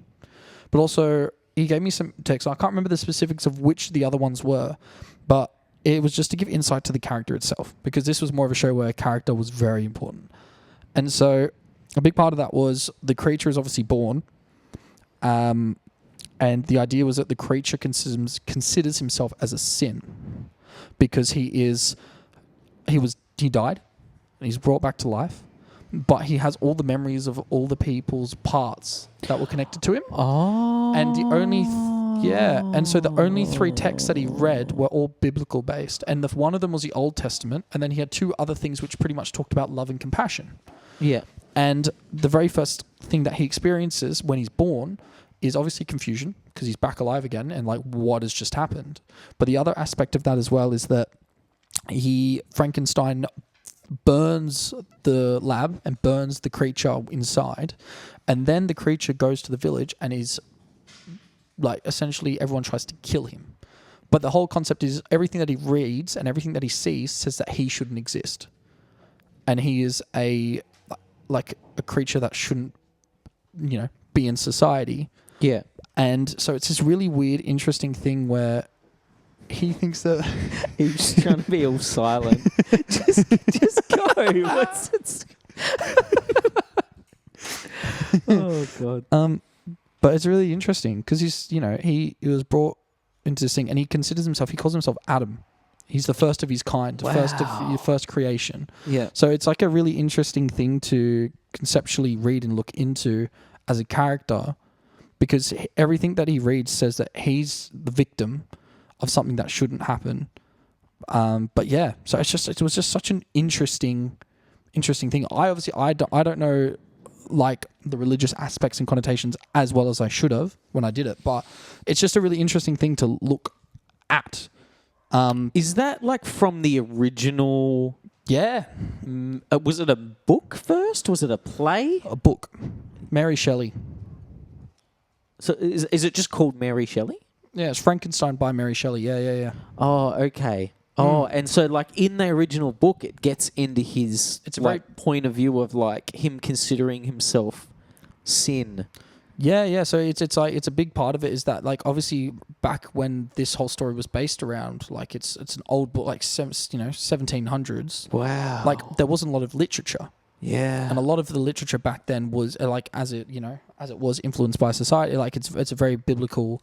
A lot of it resounded around the Bible. Yeah, for sure. So that's all he read. Yeah. And so this person that was made up of limbs and parts of other people and brought back to life from the dead. Yeah. It was kind of like a, whoa, hold on. And then everyone tries to kill him. And he's not given love. He's not given compassion, which he's told is the only means of, the only thing of existence is that he is loved and shows compassion. But he can't do that. He can't do any of that. So it was really interesting. And why can't he do that? Because no one will love him and no one will care for him because he is a creature and he is this freak of nature. That's crazy, bro. Wild. I never thought about Frankenstein like that. Yeah, the victim, not the evil. There's so much there, especially because like, well, there's this idea of like original sin Yep. in Christianity. Like we're all descendants from Adam and Eve, who are the ones who sinned in the garden. Yeah. And everything else that's happened has been a ripple effect from that moment in time. Yeah.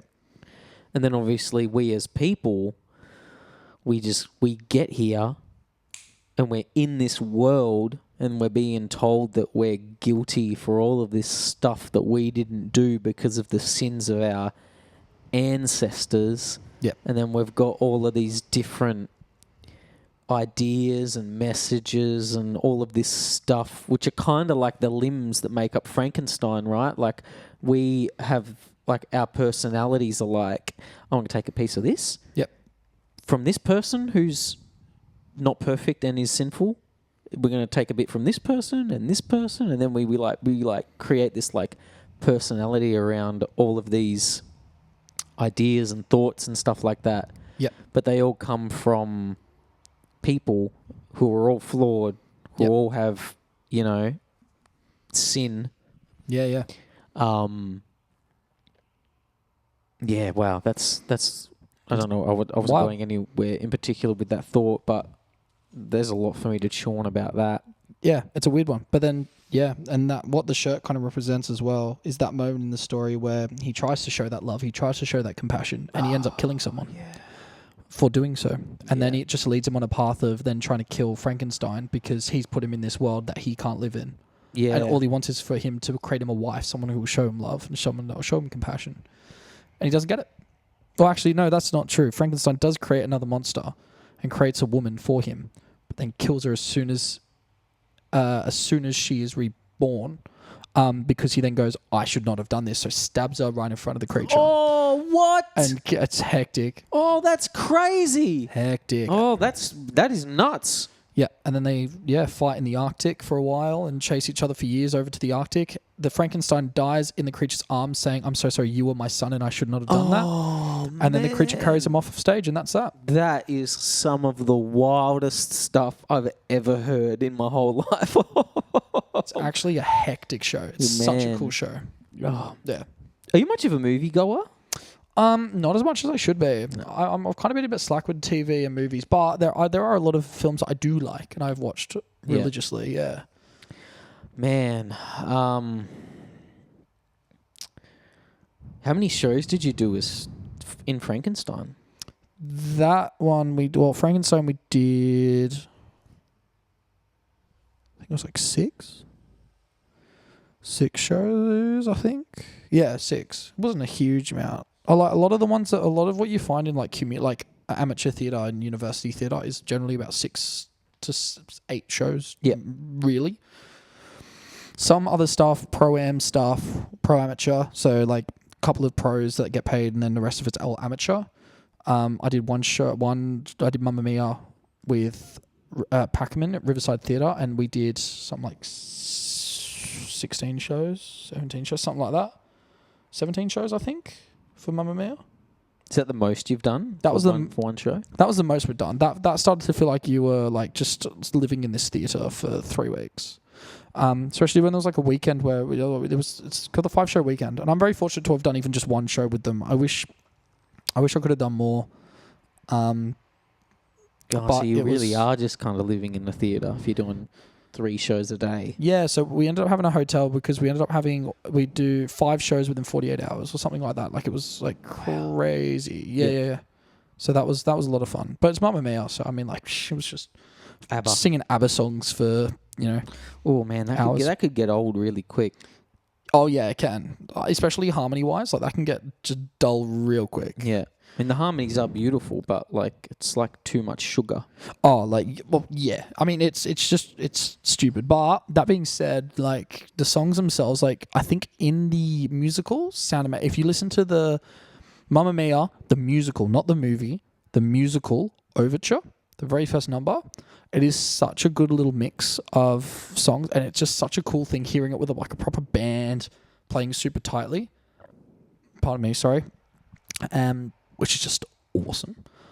But it was great. It's just the harmonies that get dull. Like certain parts. I sing a lot of baritone. That's usually what I sing. So I'm on the lower spectrum of that harmony. Sometimes tenor, mainly baritone. But even when you got like Mamma Mia, for example, which classic song, everyone knows Mamma Mia. And everyone can sing mostly the melody, even if they're just humming it, right? So it's nope, baritones. No, no, no, no, no, no, no, no, no. Na na na na na na na na. That's it. That's Mamma Mia, you I go again. Yep. But now, just must I missed you. Yep. Mamma Mia, And when you're Mamma Mia. yeah, and so when you're trying to like smile and like be all happy and stuff while singing, Mamma Mia. yeah. Oh, that's hard. like Mamma Mia. I'm trying to smile and sing baritone. Mamma Mia, Mamma Mia, Mamma Mia. but Nah, I can't. I can go lower if I don't try and smile. Mamma Mia, yeah, Mamma Mia.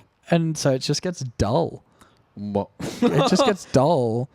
Yeah. trying to make the top half of my face look like it's smiling, and then do the baritone. Mamma Mia, you look Yeah, psychotic. you could probably go a bit higher, I reckon. But like, yeah, it'd be like it's like trying to be all happy. It's like no, no, no, no, no, no, no, no, no. Yeah, it's horrible. Yeah, it's just boring because you're trying to look so excited and happy with life while doing the show, while your harmonies are just so boring. I gotta say, I'm really rocked by the Frankenstein revelations about like the biblical nature Hectic. of the play. Yeah, That's just like lingering in the back of my mind. contextually, just as like part of the time period and where the in which the story was set, it has such a big impact on it. Yeah, I don't even know what I want to say about it, but there's just something about it's like in your brain. About how like he's trying to be compassionate and loving, but he doesn't know how. No one taught him. Yeah, I can relate to that. Yeah. I really struggle with compassion and empathy and sympathy. At least I think that I do. I feel like I do. But then at the same time, it's like I've never been anyone else, so I don't know how to like measure those things because they're like invisible, internal, like, it's not like just being able to measure a bloody floorboard or some sort of like physical thing, No. But I often feel like I struggle in those areas. Yeah. And then like the whole guilt side of it, because there's nothing good that comes from being a victim. No. So it's like trying to find this balancing thing between like taking responsibility for your own life and like who you are in the world and stuff versus, and part of it, I guess, is like having compassion for yourself in that like you weren't taught these things, but that's not an excuse to not be a certain way now. Yeah. But like, oh man, there's so much there. Yeah. That's really, really cool. Hey, I really want to explore that story a bit more. Yeah, it's interesting. It's just a different way of looking at a character, and I think everyone, when they sit there and they go Frankenstein's creature, it's like, no, it's a creature. Like it's in the name. It's like, actually, no, hold on. It's someone's creation that was a creature because that's what role he was given in society by society, not the role he was born to have. It was just the role that was thrown on him. And everyone, like, I'd say almost everyone can relate to that. Yeah. Because, you know, there's no one, like, doesn't matter who you are, right? Like, Yeah. pretty much everyone was born just a few minutes ago. Yep. And now we're here in this world where all this shit's going on. Yep. Especially probably at that time period, it's like you're being told that you're guilty Yep. of all of this sin. Yep. And I can relate to this as a child. It's like, I'm guilty. I just fucking got here. Yep. This place was a mess before I even arrived. Like there was a world war like 40 years ago. Yeah. That's another thing that always trips me out about time. Yeah. It like I can never wrap my head around I can't fathom the concept that the last World War, World War II, was less than a century ago. Yeah. I can't. Like, my brain doesn't compute it because it happened before I was born. Yeah. And so in my lifetime, it's just always been history. It feels like it was forever ago. Yes. Yeah. It feels like it was like just no, like that. Like that's as far away from me as like ancient Egypt. 100%. Like that was. I'm just finding it now because there was something that I was talking to someone about the other day about this exact thing. But before you're saying the story of Frankenstein like predates both world wars. Yep. That's crazy. Oh, it's wild. But I mean, like, here we go. So, like, for example, the last English public execution was on May 26, 1868, which realistically, like, not that long ago. Like, you know, my parents were born in 1970s. You know, my grandparents would have been born, you know, 30s, maybe 40s. It's the generation before them. Your Odds are they grandparents. knew many people that had seen the last public execution in the UK. Yeah. Like, and you're like, hold on. Huh? Like the Wild West as well, not actually being historically that long ago. And that that executions probably even back then were like entertainment. Yep. Like you'd get the family, the community, like Yeah. you'd go and get good seats. Yep. Get a good spot for the execution. Beheading, yeah. Just before the 1900s. That's crazy, man. Like we think that like video games and stuff encourage violence. Yep. And maybe they do, but like they never turned anyone into a serial killer. You know, No.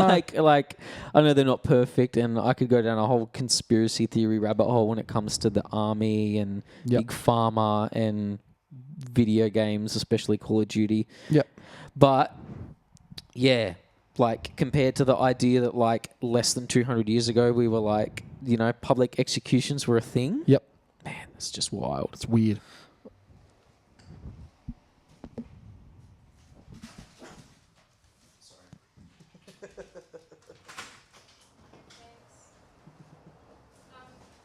I'm making chicken tenders. You like chicken tenders? Feed everybody. I'm all good, but thank you. Sorry? I'm all good, but thank you. Oh yeah, you had pizza. Anyway, I bought more. That's Okay, I'm just gonna be doing. Do you guys want to open some doors in here? No, because then we I'm okay. I'm all good, but thank you. make noise, babe. It's all good. Thank you, Eve. I'll have to get you on this podcast one day. Okay, so how do you prepare? For a musical? Yeah, and I've also got the word memorizations written down. Oh, memorizations is fun. Preparing, I think it differs musical to musical. Like show to show, it's very different. I mean, like certain shows you've like, if I take Frankenstein for example, that was Like, there's a lot of it just reading your lines over and over and over. yeah. There was like a hot minute where it'd be like a month where all you've got on your Spotify playlist is just the show, and that's all you listen to because it's fundamentally just singing. You're kind of just listening to it religiously. Yeah. And that was just half of it. The other half of it was also vocal stamina and endurance because I feel like I lose it between shows. But when you're doing a show, you get used to a certain show so much that you can sing through that show 2 times over in a row and you're fine.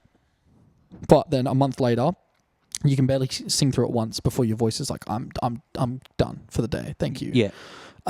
But that's just because your body just gets so used to it. So Endurance. So certain shows, you know, on the way to work. Well, Frankenstein, for example, on the way to work, on the way home, I was singing that show over and over and over and over and over. When it's another show, for example, so something like SpongeBob. Like singing it in your mind. Oh, because you drive. Yeah. So singing it with like volume. Yeah, And in the car. cadence.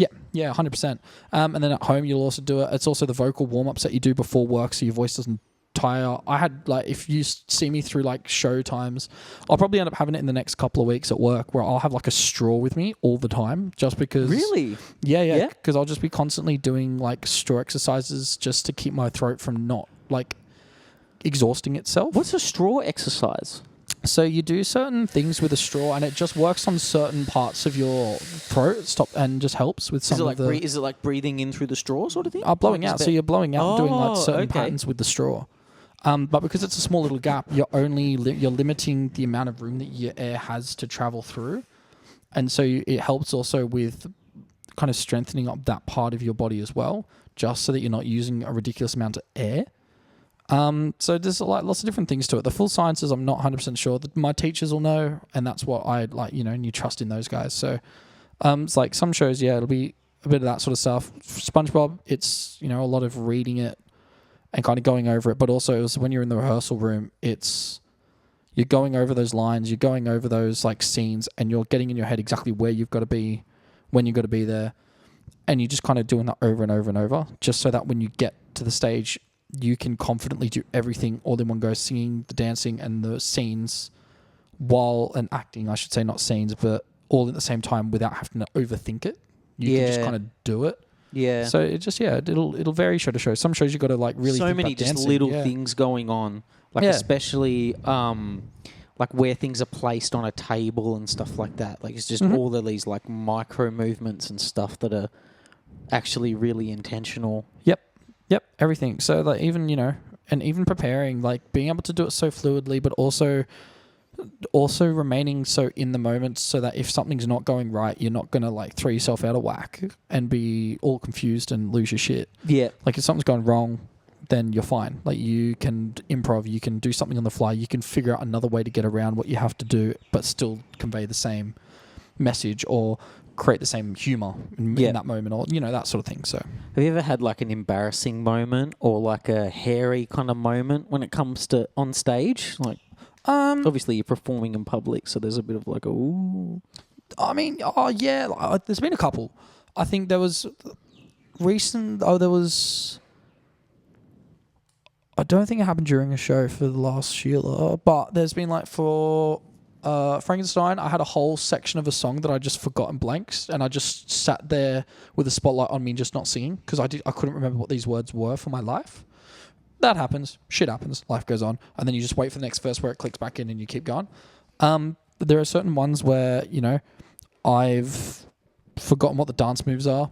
And you're like, fuck. So you're just making something up, do something characteristic for your character, and then continue when you remember. Yeah. Like, it's fine. So there are some bits where it gets a little hairy and you go, ooh, bugger me. But you've just got to smile and get on with it. Yeah, it's important not to psych yourself out. No. And, you know, because it's not just you that you then psych out, it's everyone else, and you can't do that. So it's either you just make something up along the lines of what you were supposed to do, because it should be in your muscle memory somewhere. Yeah. So you just kind of half it and figure it out, and then you just continue, because at the end of the day, no one there's going to judge. Everyone's been there. Everyone's done that. Things go on. You'll do the next show again tomorrow, and, you know, just go home, read it over, just make sure you're all good and go back. So it's, yeah. Do you listen back to your your whole like? Does someone record the show and then you can listen back to it the next day and hear it? Or like throughout rehearsals, you'll get videos of like what we rehearse and like numbers and dances and songs and things like that. I always put them on mute. Because I hate hearing myself. I can't stand it. So it doesn't help you. I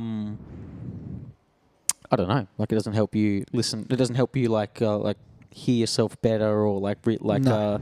It doesn't give you like feedback in a positive way. No, I like some things yes, some things no. I'm very much someone who overanalyzes and over-reflects way too much. So for me, if I listen back to myself singing or doing something, I will overthink it. And if I just let it be, then I can't overthink it because I know I'm just going and I'm doing what I'm doing and it's fine. Yeah. Whereas if I listen back to it, I'm going to go, oh, I could be better there. I could be better there. I could be better there. I could be better there. And it's just then going to create an overall worse performance because I'm not living that moment. I'm just overthinking every small detail. So it's, yeah. That's like one of the things that I've noticed about like making music versus like recording a podcast. Yeah. Is like I don't judge these podcasts in the same way that I like judge music or I judge myself when it comes to music. Yeah. Like with the music, it tends to sound better the longer and like further away I get from it. So like I pretty much dislike anything that I've done like the day after it's done. Yeah. Like I enjoy the process of making it, and then when it's finished, or at least like when it's finished for the day, I think that it's like horrible and a waste of time, and I'm just only thinking about the ways it could be better. Yeah. And then it's like the further away I get from that particular like recording or performance or whatever it is, the better it sort of sounds. Like it's like it ages like wine. Yeah. Because I guess you're not that, you're kind of not that person anymore or something like that. Yeah.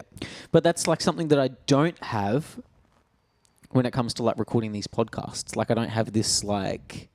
I mean, I'll listen back to this one and I'll go, I need to stop swearing. Yeah. But that was the same the first one. Like I'd like to get to a point where like I never hear myself swear. Yeah, right. Yeah. But like aside from that, it's like I don't listen back to it with this like critical mind the way that I have with like music. Yeah. I'd love to reach that same place with like in terms of my music. I'd love to reach that same place as well. It's like kind of like with cooking.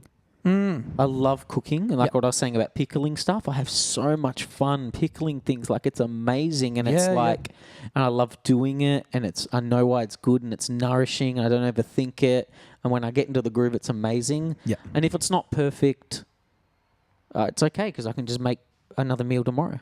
Yeah. Like it's not the end of the world, 100%. you know. Like 100%. Yeah. Yeah. How many plays have you done?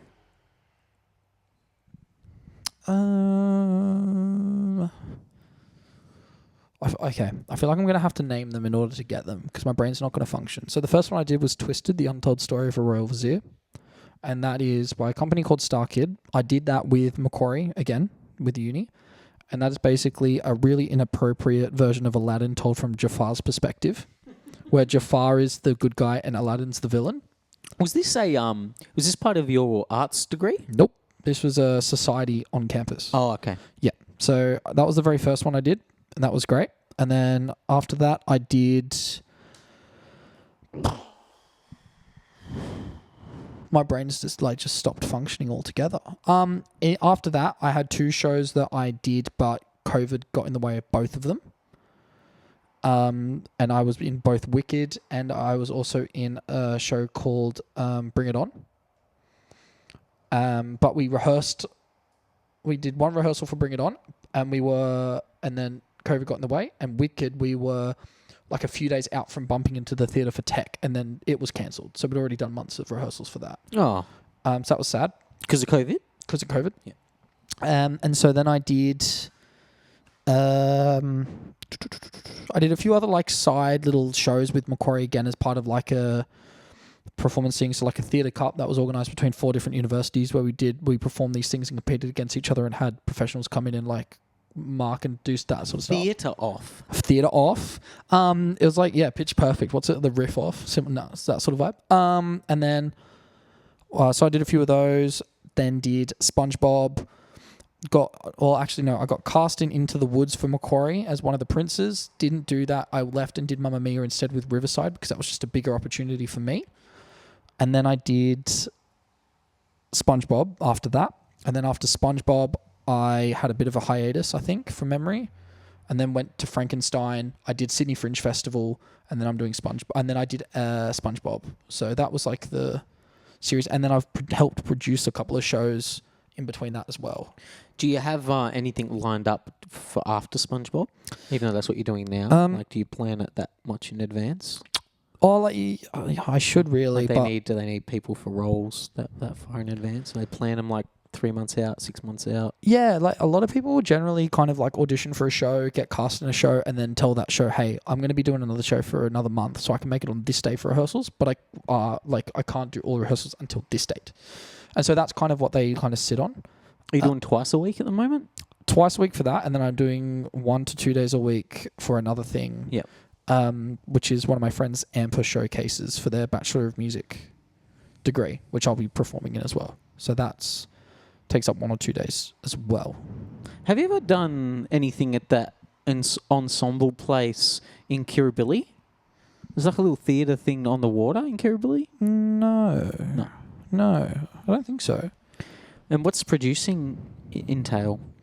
That's a lot of like rehearsal scheduling, budgeting, just making sure altogether everything kind of flows properly and that there's no hiccups. Directors will have their job, MDs will have their job, VDs will have their job. Like everyone has their sort of set jobs, and it's just kind of making sure that everyone there works in unison and gets that job done at the end of the day. If there's any issues, the producer's really there to fix it, and just keep everything on schedule. That's generally what that sort of entails. There's a lot more in depth to that as well that goes along with that. Sounds cool. Yeah, it's good fun. I was very fortunate. I had one of a very close friend of mine from the very first show I ever did, Luke Derrick, taught me a lot of that over the years. Taught me a lot about being a producer, what that entails. Very fortunate to have him as a friend. And it's just, it's just a fun little thing to know how to do, and it's something that I can always say that I've done to an extent. So it's awesome. It was an awesome little experience. It's definitely not something that I'm very good at, I would be honest to say. But I definitely think it's a learning experience for anyone who wants to at least do something small. Anyone can go to their local university, apply to be an assistant producer on a show. They don't have to go to the uni. It doesn't matter. And just have an experience in that field anywhere. Like, it's pretty cool to be able to go and do. That's a good idea, yeah. Yeah. Just making yourself available on the campus. 100%. For like the people that are like studying in different disciplines. Yeah, it's awesome. Like every single, most theatre people know everyone. Yeah. Like everyone knows everyone. Everyone supports everyone. It's great. But you can rock up to any uni and, audition for a show. You can rock up to any university, like any society and on musical theatre at least, and apply for a position in the production team. So you could be an assistant VD, an assistant MD, all these sort of things, without having to go to the uni. If you're interested, you're interested. That's it's great. so cool. Yeah, it's great. It's awesome because there's only a certain number of people that have to be a part of the society in order for that thing to happen. But the rest could be from anywhere. Yeah. Yeah. So it doesn't really matter. We've got people that have, that have been there for 8-9 years who come back every now and again and will still do something depending on what the show is, who it's with, all that sort of stuff, just to be there. Yeah. And you learn so much. It's great. Do you have a favourite play that you've been a part of? Ooh, that I've been a part of. I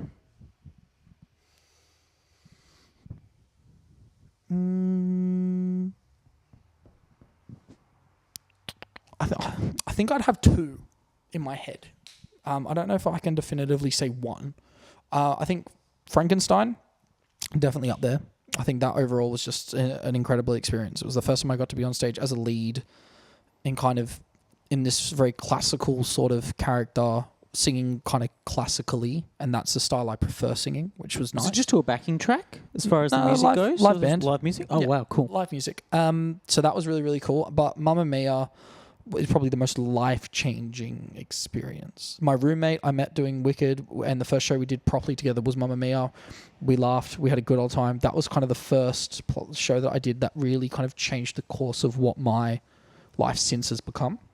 So for me, that significantly was really enjoyable. But Frankenstein, I think overall was just an experience that I love and will hold very dearly for a very long time. Do you have a least favourite? There was a show that I produced called I Love You Because. That was not a good time. Okay. That was not a good time. It was just like, it was the first show that came after lockdown at this theatre. My week for bump in, it was just me and one of my mates in the theatre cleaning wasps' nests, spiders, like cleaning out this theatre that had been forgotten for like 2 years. Yeah. And then having like a day to put the set and everything together. Whoa. And it was just not a fun time. And it was just, and by the end of it, I think we all just didn't want it to happen anymore because it'd been like 8 months. And we were like, I just want this to be over and finished. So that was like, at that point we were kind of like, all right, this show is past its due date for us. So Did it get done though? Did it all go off without a hitch? it happened. It was a show. It occurred. Yeah. And then it was over. So yeah, that was thankfully. But yeah, that was interesting. I think in the first week or two of rehearsals, we had to kick 2 people out of the show altogether because they'd had a fight at a party. And it was like violence. Like this guy was getting like absolutely smashed his head in. And so we were like, this is not okay. So we had to then go to the university and we had to go to the society. We had to kick these 2 people out. They had to be banned from it. And it was just like a hot mess from the get-go. Wow. That is a learning experience. Oh, it was not the way to go. And then the co-producer that I was doing it with left to go to Goulburn for his teaching. And so then it was just me. I was like, cool. And then I had another co-producer, Tess, who saved my ass. So it was just a lot of sequential things that happened it was just too much. Do you have a favourite play that like not that you've been a part of? Well, I guess it's kind of like a 2-part question. It's like, is there a favourite play that you like that you'd like to do? Like a dream play? And like, do you have a favourite play in general? Maybe that's the same question. Maybe it's not. Oh, that's good question. I'd say that there's 2 separate ones in that, I reckon. I think for me, if I'm talking about the show that I love, I think it's the show that started all of it for me, which is Les Mis. That show started like a lot of my passion for theatre. That's where it all came from in the first place. And I love that show with all of my heart. Is that a Hugh Jackman movie? Hugh Jackman did do a movie, and it was Les Mis, yes. Oh, okay, all right. It's kind of spoken about in the theatre world as not being the best movie ever. Okay. I got that sense based on your reaction. Yeah, look, it was okay. It was good because I mean I loved the movie when I watched it, and then I watched the actual musical and went, oh, that's how it's meant to be. Yeah. So it was still good. It was just like there were certain roles that I think could have been cast better, and there were certain people that they could have cast for their ability vocally more so than their celebrity status. But that's okay. It's like how I feel about them casting Timothy Chalamet in the Charlie and the Chocolate Factory movie. Right. When they should have cast that other actor that looks exactly like the same actor from the original. Oh, yeah. The one that was in Iron Claw. Yes. And the bear, yeah. Yes. Yeah. And I love Timothy Chalamet. Yeah. I really do. Yes. He is Muad'Dib. Yes. He's the chosen one. Yeah. He also plays Bob Dylan. Yes. I have nothing but good things. He's the Lisan al-Gaib. Yes. I love Timothy Chalamet. But he should not have been cast in that movie, and I refuse to watch it. Yeah. I refuse to watch it. Yes. That other guy looks like Gene Wilder. Exactly like Gene Wilder. Yeah. Exactly like him. It's crazy. How did he not get the role? It's wild. It's Oh, wild. man, that stuff makes me mad. Like That's fair. disproportionately mad. Yeah. No, yeah. It's a similar sort of vibe to that. It was just like, but like it's okay. But I love that show with all my So is that heart. your favorite, or is that your like number one that you'd want to be in? That's my favorite. I think but my thought is that I will happily sing those songs at a karaoke night with my friends. No issues. Love it. Is that set like French Revolution? Yeah. Yeah. So yeah, what's yeah. that like for 1700s? Maybe, I don't know. So around this time, apparently. Okay. Yeah. So Yeah, I don't know. But yeah, it's just a hectic show. I think it was great. I watched the movie with Liam Neeson as well, because there's a movie of Les Mis with Liam Neeson, which is not a musical. It's just an actual story. Oh, really? Great film. Sick. Yeah. From the 90s, I assume. I think so, yeah. But I watched that before I watched the musical. Oh, wow. I'll have to check that one out. That was a really cool film to watch. It's also a book, which is really cool. So I've got to read that too. But that, for me, great movie. Oh, great show, sorry. Musical. Love it to pieces. So was it a movie? Was it a book first? Book first. And then a movie and then a musical? Book, musical, movie. Ah, okay. Yeah. And then, like, show I'd love to be in. I mean, there's a couple of shows that I'd love to be in. I mean, at the moment, I think I am sitting on the... I would love to be in... Okay, there's two shows I'd love to be in, one of them more so than the other. But one of them is a show called Last 5 Years. I just think the music's phenomenal and I love it. But the other show is West Side Story. I'd love to be Tony in West Side Story. Ah, okay. I've never seen that. It's great. I know it's a very famous play. It's a great show. It's a great musical. I love it to pieces. I think it's just that I think Tony more so for the songs that he sings. There's one song that he has that I just love so much. And I sing it around the apartment as well, because my roommate's also a professional musical theatre performer. Yeah. And so we're just constantly singing in our apartment. Yeah. And that's just one song that I think we both just mutually love as just a really good song and a really good show. It's a very hard show to do. The ensemble have to be like phenomenal dancers, and it looks amazing visually. The recent video with I can't remember who directed it. Was it Steven Spielberg? No. But there's a movie recently with Ansel Elgort, if that's his name. Don't remember his name. The guy that was Baby Driver. I have seen that movie. Yeah. Anyway, it's a great film, cool film. But yeah, it's just such a good show. I'd love to do that show at some point. But I can't dance well enough for that yet. So one day. Do you have a favourite, like, stage actor? Yeah, vocally, I'm obsessed with Ramin Karimloo. He's like my god and my idol in my eyes. He just has a voice that I just absolutely adore. I'm just obsessed. Absolutely obsessed. But yeah, Ramin Karimloo, he was like the OG Phantom of the Opera that everyone loves, and he's just been to so much since then. But he's just phenomenal. The OG, as in like he was the first Phantom of the Opera? Oh, like he's the most well-known Phantom. He might well be in the first one. I'm actually like, that's terrible of me, because now like it's like one of those moments, you know, when you ask someone, it's like, all right, give me an example. I mean, I couldn't tell you how old that is though. Like Phantom it's old, of the Opera. But like, yeah, he did it, and he's just absolutely phenomenal, absolutely phenomenal vocals. Absolutely phenomenal performance. He's just amazing. Amazing man.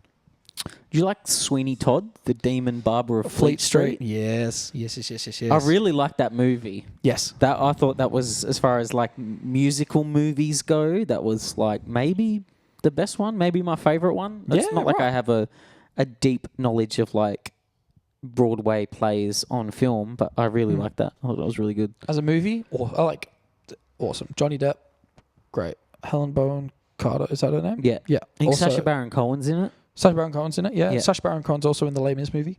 Oh, is he? Yeah, okay. They're phenomenal. Yeah. Absolutely just awesome. Awesome. Demon Barber of Fleet Street. What a great... That's also a phenomenal musical. Yeah. I really liked Hamilton. Yes. Hamilton was really good.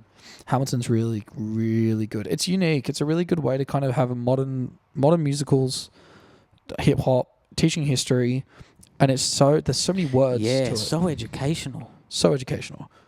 The amount of people that they were talking about to some kids in college, in school, how they knew dates because of Hamilton, like certain dates in history because of Hamilton. And like, when you've reached that level where there's a whole generation that has learnt history because of this show, you've transcended everything. That's just but Lin-Manuel Miranda, who wrote it, is like one of the modern writers of music for anything musical related these days. He's just amazing. Moana, amazing. Encanto, amazing. Like In the Heights, amazing. Like he doesn't stop. Does not stop. Yeah, it seemed like I mean, I don't know how much time and effort went into it, but watching it felt so fluid and natural. All of the different the dialogue and the lines and the like information in the melodies and the raps and stuff like that. That's like insane. how did this come out of some guy's pen? How did this come out of some guy's head? Yeah, it's insane. I mean, like and there's so many like connecting parts to Hamilton and to Lynn as well, in the sense of just like he just wrote like he was like running out of time. That whole idea that this guy just like Lynn just kept writing and writing. But I mean, like there were videos and interviews of him being like he was rocking up to like people's parties that he was invited to, and then knocking on the door. And as he's like there, he's like got this idea for one of the songs, and his friend opens the door and goes, "Welcome." He's like, "I've got to go home." And like, "What? What do you mean? Like you've just rocked up?" He's like, "I got to go home." And he would run home and write this bit of music that was in his head, and just ditch whatever he was like just arrived to do. And you're like, yeah, wow, okay, Man. yeah, just wow. And that guy would be like Alexander Hamilton would be so much more remembered if it wasn't for him having that affair. Oh yeah, Crazy. oh yeah, yeah. It also doesn't like. Yeah, it also doesn't help that back then, even though, again, not hugely long ago, they would just like go to where it was legal and just shoot. Yeah. And you're like, okay, that's cool. So is like, do you have like career goals when it comes to like, I don't know. I think Broadway is the magnum opus of being a theatre performer, a stage performer, or is that wrong? Is it actually in London? Yeah, I mean, I think these days, especially here in Australia, I think the goal is just to get any work, full stop. I think because we're so limited in, I mean, like we all know, being part of the arts, like the arts is very much forgotten in Australia. Like we don't get a lot of help. It's a very slowly dying thing that we have, which is sad. Wow, you reckon? I think we're definitely getting back to being in a place where we can. But like, for example, the Dear Evan Hansen tour had to like cancel going to a certain place because it wasn't viable for them. And so they couldn't actually... Who was this? Dear Evan Hansen, the musical. Dear Evan Hansen. Yeah, so an Australian tour for a musical just happened in Sydney. They had to cancel the next place because they just weren't going to make enough money from going That was there. an Australian show. Australian tour. Actually, like in terms of like you're talking about like locally. This is a Broadway show made that by was Australians, starring Australians no, in so Australia. It was a big Broadway musical, like big Broadway musical that came to Australia to do a tour. So we cast our Australian cast. Yeah. And then it just wasn't viable for them to continue to do whatever the next place was, so they didn't do it. And then they got into the one after that because it's like there's so much money involved. You've got to pay for the theatre. You've got to have all the people that you're paying to do the show in the first place, lights, everything, backstage crew, the whole lot, costumes, makeups, everything. Yeah. It just became a lot. So it's like, yeah, it's interesting. But I think for me personally, the goal would be like, obviously when the time comes, because everything, you can't expect to get everything straight away put on the silver platter. It takes work, it takes time. And sometimes it's not the right time, sometimes it is, but it's also about knowing when the right time is. I know my right time's not now. I don't know my time hopefully will come. But there's a lot more work to do between now and then. And so eventually I think the goal would be to get cast in something a little bigger than what I'm doing now. I don't mind whether it's ensemble, swing, anything. Like I'm happy as long as I'm doing theatre and I can wake up and say I'm getting paid to do this thing that I love. Yeah. That's when I know I'm doing the right thing. So that's the first goal for me at least. Yeah. Have you always loved theatre? No. I'm very, very recent to it. So I didn't start doing theatre until my second year of uni. So I would have been about 19, second year, so about 18, 19. So that would have been about 5 years ago, 6 years ago, I started theatre. Yeah. Yeah. And so it's been a slow trajectory. Is it something that you just like stumbled across? I kind of got into it towards the end of high school. I started doing a couple of singing lessons here and there. And I was having a bit of fun with that. And so I sang for my HSCs. Didn't sound very good. Struggled with a lot of songs because they were too high. Is just what it is. And then as I got to my second year of university, or towards the end of my first year, I stumbled across the Macquarie Musical Society stall on campus. Yeah. And I was like, you know what? Fuck it. I'm just going to go up. I'm going to approach it. I'm going to do something. Sick. And then I followed them on social media. And then I saw auditions pop up. And I was like, I asked one of my mates, who was a couple of years below me at high school, if I should go and do it. Because he played piano for my HSCs. And we were in concert band together. And like we were always chatting. And he loved doing musicals as well.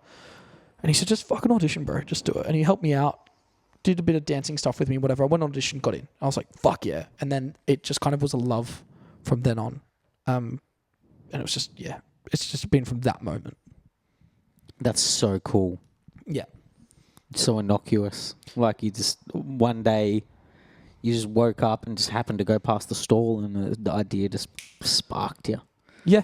That's wicked. Yeah, I think it was the big part of it for me was just that like initial, and I think it's definitely changed how I think about things now. Is just the initial stuff. I'm just gonna audition. I'm gonna go to a room. I'm gonna prepare these songs. I'm gonna sing in front of this audition panel, and then I'm gonna leave, and we'll see what happens. Yeah. I couldn't make the callbacks. I wasn't able to. I was invited to a callback. Couldn't make it, and so I thought, fuck, that's my chance gone. Bye. But then there was a bit of trusted faith put into me. And they ended up casting me in the show anyway. Oh, wow. And the director, Aidan, who is still a very, very close friend of mine still to this day, we've spoke about this a few times, and he said it was like kind of like his wild card was, I was one of his wild cards for the cast. And it was, we didn't know what I was going to bring. We didn't know how it was going to go. But there was something, and they just wanted to put me in there as a newbie, as someone that could learn and bring it on, because they didn't just want to have all people of veterans in this show. Yeah. And so they brought me on as a wild card, and then it was just a case of finding a role for you. Yeah. And then most shows after that, I was always had something. So whatever I auditioned for the most part, I was able to get in, not without its hard work. And some shows I didn't get, but the show wasn't right. I wasn't right for the role. That's okay. That's how theatre works. But for the most part, it just kind of put me onto this thing of confidence, of just having a bit more confidence in myself. Just do it anyway. Doesn't matter. Just do it. Yeah. They're going to say no. Cool. Audition for the next one. Great. Good for you. That sort of mentality. Yeah. Yeah. Do you play drums? Yeah. Yeah. So I grew up playing drums. Still? Not as much anymore. So I started young. When the first Rock Band game came out on the PS2. Oh, Rock Band, man. That Classic. really did inspire a lot of people. Dude, what a game. They need to bring it back. But that was the first thing I bought with my pocket money. That was the big thing, right? And so I bought the drums, bought the guitar, and I used to love it. Used to love playing it. It was great. Did you ever have a proper kit? I did. I had multiple after that. So that was kind of like where it started. My first kit was a little Rock Band kit. Good on your parents for letting you have a drum kit. Dude, it was awesome. Well, it was thanks to my uncle. My dad and my uncle played the game, and I was young. I don't remember how. I was like 11, 12. My uncle and my dad played the game, and they got their score on this song, and I went, move aside, folks. Yeah. And I went on the drums, and I beat their score by myself. Cool. On the drums, and I thought, yeah, let's go. And so my uncle said, you should probably get him some drum lessons. So I did, and I did drum lessons for a good part of 6-7 years. Oh, that would help with the musical, like just having a basic rhythm. Yeah. Like if you're good at rhythm, if you have like an internal sort of clock that's nice and stable, like you can apply that to anything musically. 100%. And it like affected everything. I did swimming lessons, and like when I was swimming, everything was in rhythm. When I started tapping, everything like tap dancing, it was easy. It was helpful to have that rhythmic background to it. So I was able to have that helped a lot. So there's a lot of things like that. You tap dance? Yeah. So that really helped. Can you still do that? Yeah, I can still do a bit. Not as much as I could, but I did that for about 4 or so years. Wow, that's cool. I only stopped not last year anymore, but the year before. So I feel like Hamilton might have had tap dancing in it. They're very hip hop. Okay, maybe it didn't. Yeah. There's a lot. Maybe there were just some moments of tap dancing. I could be probably mistaken. But yeah, tap dancing I did, and that was helping rhythmically as well. But towards the end of high school, year 11, year 12, I became very intensely into jazz drumming. So I was very much like a jazz drummer for a long time. Yeah. My HSC performance was Caravan. And jazz was my thing. My plan was to then go and do like... Caravan. So, have you ever seen Whiplash? Yeah. The last song. Ah. Yeah, that big old fucker. Okay. But my plan was then to go and start doing like jazz clubs and start to like go and play in like open jazz clubs and just start drumming. But oh wow, I never did. I ended up not playing drums, and I haven't done so again for the last like 4 years. I've still got some of it. Yeah. Every time I go to work in the mornings, if I'm there early, I'll have a little bash. I've still got some chops, but not as much as I once did. Yeah. I think it's the hardest instrument, and it's the most manly. Yeah, definitely. I definitely think it involves the most limbs. Yeah, it does. Yeah. That get left, right, up, down, you know, all of it. coordination. Yeah. Do you have favourite bands? Yeah, this is where I'm probably gonna be so different from everyone else. Slash artists. Yeah. Okay. So I'm about to throw you a curveball here, right?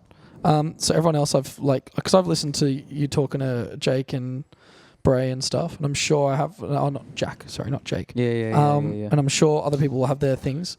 I was very much like jazz. I like Glenn Miller. I like Miles Davis. I like those guys, like Buddy Rich. Those were the things that I loved listening to in my spare time. Coltrane. I love listening to more recently Snarky Puppy, Wolfpack. They're coming. I'm so keen. Yeah. Oh, I'm so keen. John Batiste. All these people that are just phenomenal. Jacob Collier. All these people that I love. Okay. But it's all very jazzy, funky. Yeah. Based. Yeah. That's I love it. I really like old jazz stuff. Like vintage. Vintage? Yep. What about Chet Baker? Yes. Man, he's Brilliant. He's amazing, eh? Brilliant. Yeah. Yeah, there's just some like different atmosphere. It's like when you put his music on, it's like the whole atmosphere of the day changes for the better. For the better. Oh, always for the better. Yeah. Always for the better. But yeah, jazz. I don't know. And there's like a liveness to it that's really beautiful. Oh, it's beautiful. I find that I don't like modern like neo jazz. That has like this sonic quality that I just doesn't do anything for me. No, I think old jazz. There's each song has its personality, and each artist has its own personality when they do other covers. Yeah. So Nat King Cole, when you know like Autumn Leaves, it's got its own personality to if anyone else did it, and like that was the beauty of jazz. It was just no matter who was playing it, it was the emotion of the person playing. Yeah. Whereas I think these days everything's getting so digital based. And what about Otis Redding? You've listened to him? No. Oh man. Is that something? I feel he like might be more like straight. He's not really jazz. He's more like straight up blues. But oh right, yeah. No, I don't mind a bit of blues. Just jazz took over my soul for at some point in my life. Could not tell you when. What about like Bitches Brew? You ever listen to that?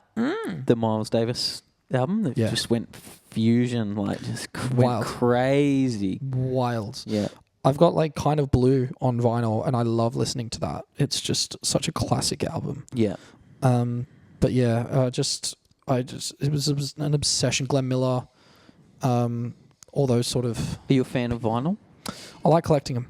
Yeah. I'm slowly building my collection. Yeah. Yeah. That's good. Big fan of it. You hear things that you don't hear otherwise. I find you probably agree. There's just certain things that when you crank it up on a vinyl, you go, oh, yeah, I didn't hear that. Yeah. I feel like I've missed the boat when it comes to committing to having a record collection. Oh, right, okay. But I know what you're saying for sure. I think a lot of it has to do with volume too, like just listening to stuff on like big old speakers. Yeah. Just cranking it. Yes. Certain kinds of music volume is an important and an essential element. Yes. Yeah, I feel like there's a whole culture as well. Like there's like a whole online jazz, like an online modern jazz culture thing. Yeah. Which I don't like and I don't get, and it seems really, really weird to me. But I know that it exists. Like I know that it's like a thing. It's like a snobbery. Yes. It's an intellectual like snobbery, like that is not reflective at all of like the jazz musicians of the, 40s, 50s and 60s. Dude, I 100% the Jacob Collier the most recent gig he did down here, went and watched that, and that was the biggest example of snobbery I've ever heard in my life, was when even the audience before Jacob does starts harmonizing with itself, doing these oohs in harmony, and you're like, guys, relax. hold on, relax. Because he would always come out like Jacob would like. I don't know if you've ever watched Jacob Collier or like heard much of his stuff, but like he would go around and he would always like make the audience be like a choir, and he would keep shifting different parts and have different harmonies happening, and it was really, really cool to be a part of. Yeah. But he would come out for this encore and start doing something. And before he even, as he came out, the whole audience started harmonizing and humming to each other. And instead of him playing a song, he then came and turned us into a choir again. And I'm just like, guys, let him do whatever the fuck he came to do. What are you all like? Are you all serious? And then like in front of you, as they're like talking, it's like, oh my God, he's using like a diminished seventh. And it's like, it's crazy. And you're like, shut the fuck up. Just listen to the music and enjoy being here in this moment. Don't analyze what chord progression or it's like certain like scale he's using. It's a Dorian scale. I can hear it. It's like, fuck right off. Oh man, I am much more of like Johnny Cash, Bob Dylan when they're old men Yeah. and they've been like singing songs for like 60 years at this point, Yeah. and they're just playing Just telling a story. 3 chords Yeah. and it goes for like 3 minutes. Yes. That to me is like, that's more my jam. Yeah, Not yeah, a yeah. diminished chord in sight. Yeah. You know, Yeah. Yeah. No, that's more my speed in That's- terms of like just purity. That's fair. Yeah, fair. Have you heard? Huh? Oh, sorry. You know what you're gonna say? No, what are you going to say? Oh, I was gonna, okay. I was gonna say, have you heard Giant Steps? No, I haven't. It changes key every bar. Oh, really? Yeah. That sounds horrible. It's horrible. You listen. If you ever get a chance to listen to Giant Steps, it's like it's a jazz musician's worst nightmare. But it's also when you think about it, you just go, why? Just why? If you're into jazz music, Yeah. have you seen the movie Soul? Yes. That Awesome. is like one of my top 5 favorite movies of all time. Yeah. Well, John Batiste. That's who they used as a reference point for a lot of the jazz playing, Oh, yeah? and he is amazing. Did you ever watch Stephen Colbert, like the talk show host? I fucking hate him. Hate him, right? Yeah, I fucking hate that man. Fair. But have you? He's not even really a man. He's just a husk of a human being with like a corporate Yeah. Right. something Okay. up his ass. Yeah, right. And he's just spouting whatever his Okay. corporate overlords tell him to spout. Right. So I'm going to assume you've probably not watched one of his shows from top to bottom properly before. No, I haven't. No. I was going to say John Batiste was his pianist Oh, okay. for his band. Yeah. So if you ever watched the show, you would know John Batiste. But there's videos of him being a reference point, and they would actually watch him play piano and then animate it exactly how he was playing it. So Oh, it's really? all done accurate to Yeah. exactly how it's played on the piano. Yeah.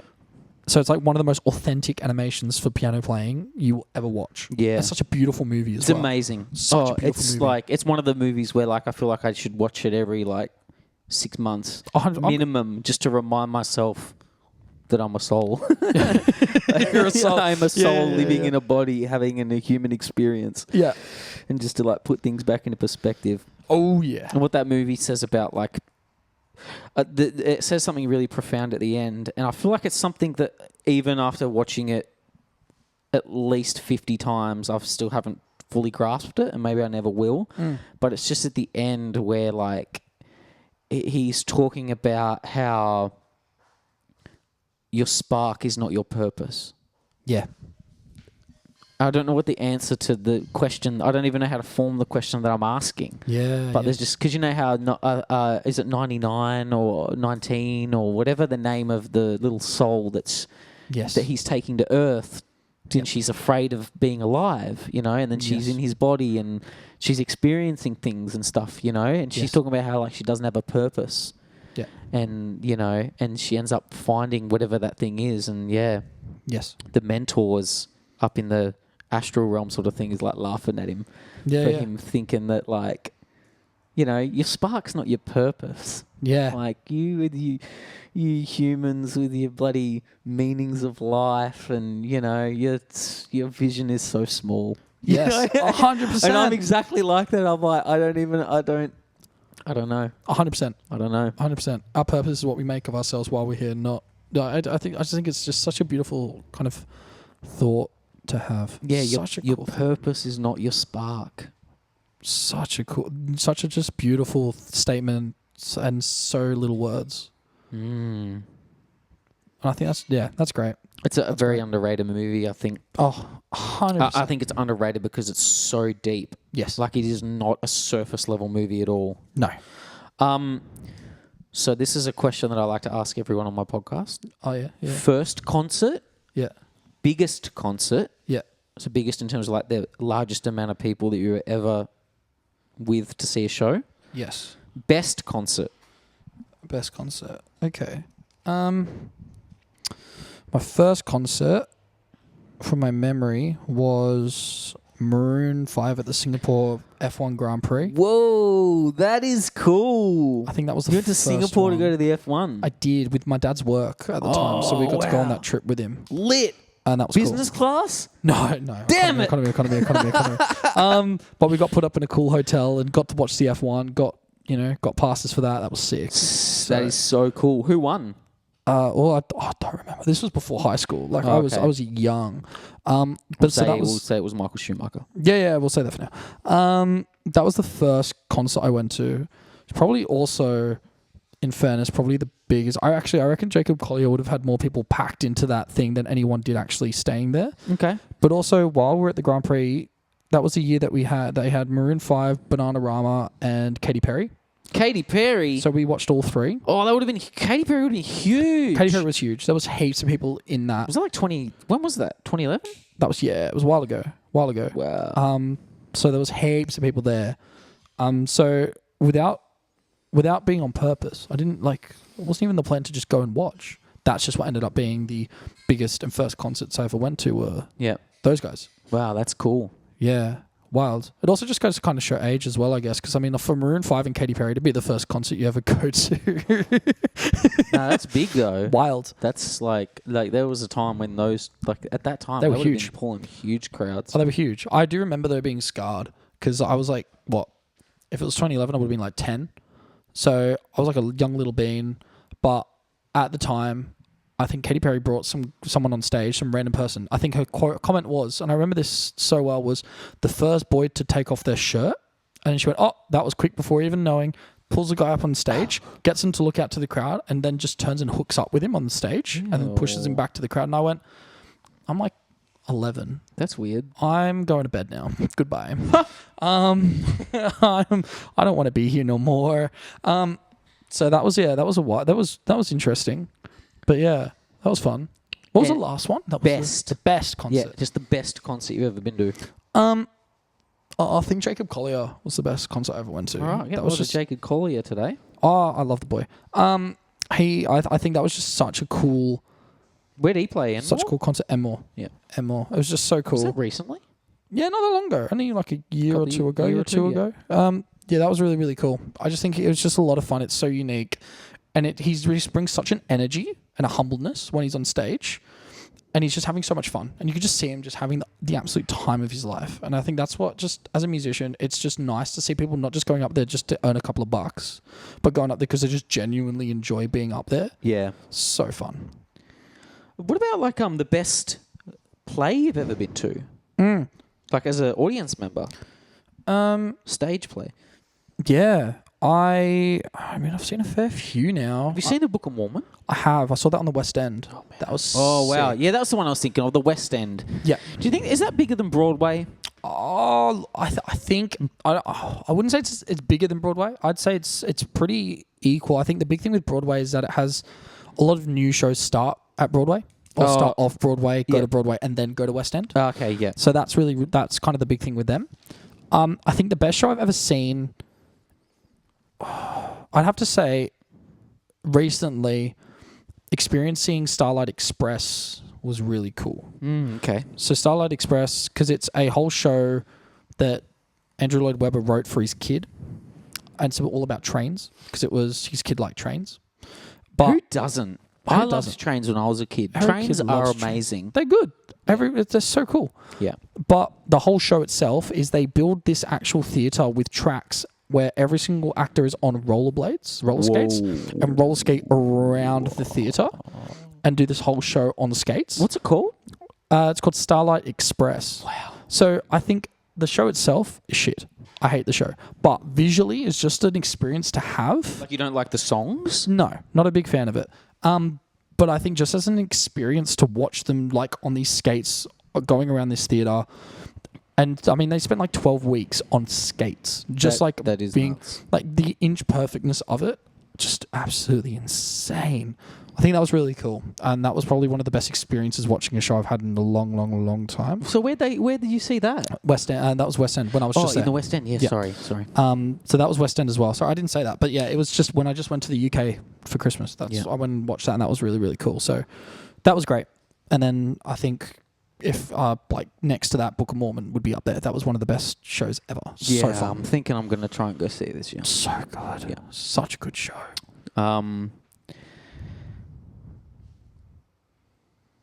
Just weighing up which question to ask next, actually. There's so many good ones to choose from. I will go with the one that I didn't have written down until we started chatting. Okay. Board games. Yeah. Yeah. Talk to me. Talk to you. Board games. Yeah. Does Categories count as a board game? Oh yeah. Yeah. I love Categories. Categories is great. Categories is so good. Yeah. I mean, I grew up playing board games a lot. My parents had a big thing. Well, mainly my mum. Cluedo. Cluedo. Great game. Cluedo. Cluedo. Well, I've never called it that. That's true. But my parents had a big thing with, we would always, like, there were a few rules that we had growing up. And it was like, we would always sit together and eat dinner every night, no matter what. Yep. With no screens. Yep. No phones, no nothing. It was always put to the side. We sat as a family and had dinner. I'd like to do that if I have children. Yeah. And I think it was just good because we got sat, we talked about our day, we talked about things, and like it was a good way to just be there. Yeah. And then the other thing that my mum was very big on was that if she could, most weekends, we would sit with a cheese platter or a cheese board or something and play board games. Sick. And That's so cool. So we'd have like a bowl of sweets, a bowl of chips, and then we'd just have some like cheese and we'd play board games. Yeah, and that's what we wow. did. So like board games played a big part growing up. Like we just played so many of them and we loved them. Yeah. Like my parents still have like 3 cupboards of just board games that we would just like switch between and play. Yeah. Board games have a wholesomeness to them. They do. Yeah. Absolutely. And there's it's a competitive thing, but it's also, I think, just like for your mind as well, it's just so much better. Like sometimes there are just days where I don't want to play a video game. I just want to sit and play a board game with someone. Yeah. And like, do you play many video games? Yeah, heaps. Yeah. Heaps.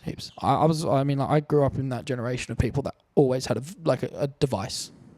So for me, video games was just like a massive part of growing up as well. Yep. And the older I got, the worse it got. But I think board games was always one of those things where if mum was ever like, right, board game afternoon, it was like, yeah, sweet, let's do it. Like there was never I don't want to play board games. It was always like, yeah, let's fucking get a favorite one? Fucking go. I got this game like maybe 4 years ago that I think is really cool. It's a Sherlock Holmes game. Oh, okay. Where you get there's like 100 different like crimes that you got to solve, and then there's this big map, and you get this big book, and you've got to try and in the least amount of places solve the clues. Yeah. But there's certain things like something might mention a locksmith, so you actually have to find where the locksmith's place is. Open the book to that clue. Might give you a street. You got to find the street, find the clues, guess which clues, and you've got to try and do it as small things. It's actually so it actually is like an investigation. Yeah, and there's like newspaper articles and things you've actually got to read to try and figure it out. It's like an actual investigation. Cool. You can play it by yourself, play it with people. Like it's just such a fun little game. Yeah. That for me at the moment is just a cool game to play. I think that's great. I can't remember what it's called, but yeah, it's a Sherlock Holmes game. Awesome. Risk. Risk is great. Yeah. Risk is great. A game I really like that I first played maybe a year or two ago is it called Catan? Catan, yeah. Great That's game. a great game. Awesome game. Especially with all the expansion packs and stuff like that. So good. Oh man, I'd love to bloody get all of those expansion. When I was first playing it, I was like, how much to just get this and all of the expansion packs, and then I can just play with a bunch of friends. Yeah. So Really much cool. fun. Really cool. Catan's a great game. I think that'll go down as a board game classic. I think that's such a cool game. Game called Zombicide I grew up with as well that I love. It's like you get these different like zombie maps that you have to then as a team work through. You open doors, zombies spawn in each place. Every round, different zombies spawn into the things. You kill a certain amount of zombies, new zombies spawn. Like a very like fun little game that you can kind of play with your family as like a cooperative game. That was really cool. Heaps of them. And then your classics as well. Scrabble. All that sort of stuff. Yeah. Yeah. I bought Scrabble for like Eve and I here, but the problem is like I just wipe the floor with it every time we play. Like it's not even close. Is she going to come in a second? Nah. No. She knows. She knows. What's better than Scrabble is Upwards. You ever play Upwards? No. Oh, that's so good. It's Upwards. like Scrabble, but you can put like letters on top of letters. Oh. So I can change like bridge to fridge. So I can like bridges there. I can have like put the F and make it fridge, and then I could have a word going down, which is like, I don't know, flip. I could have flip going down, but the F is on top of this, so I get all the points for bridge as well. So it makes it fridge. Oh. Yeah. I think you can like stack up to like 7 or 8 high. There's like a limit to how high you can get it. That's so good. Yeah, it's really good. I'm going to have to buy that on Amazon. Yeah, Upwards is a great game. Okay. Yeah, Risk. Man, Catan. Man, what a game. So good. Great games. Favorite video games? See, I kind of gave up on video games. Yeah. When probably right around the time, like, I never finished GTA 5. Right. I loved wrestling games growing up because I love pro wrestling. Yep. But it was right around the time, like, on the Xbox, when, like, achievements became a thing. Right. And there was all these, like, hidden achievements and stuff like that. Yeah. And once it sort of, like, became clear to me that I was never going to be able to, like, 100% all of these achievements, or, like, I wasn't willing to put the effort in to, like, 100% these games, Yeah. I kind of just stopped playing them. Okay. Yeah. Because I hated the idea of, like, I'm not going to finish this. Fair. I respect and that. just really, like, little things like that just bugged me. I respect it. Yeah. Yeah. Like the 100% trophy, you're never going to get it. Yeah. So what's the So I point? don't even want to play the whole game. Yeah, Because fair. I'll just be thinking about the fact that, like, Yeah. yeah. Yeah. Some games I play for, like, the story and stuff like that. But Yes. in general, that was kind of like when I fell out of love with playing video games. That's fair. I mean, like, I think it's weird because, especially at work, when I talk to people at work, because I'm 23, like, I was in like the peak age bracket when Fortnite came out. Like, I was the age bracket of that game. Okay. So I played that religiously when it first came out. I was obsessed.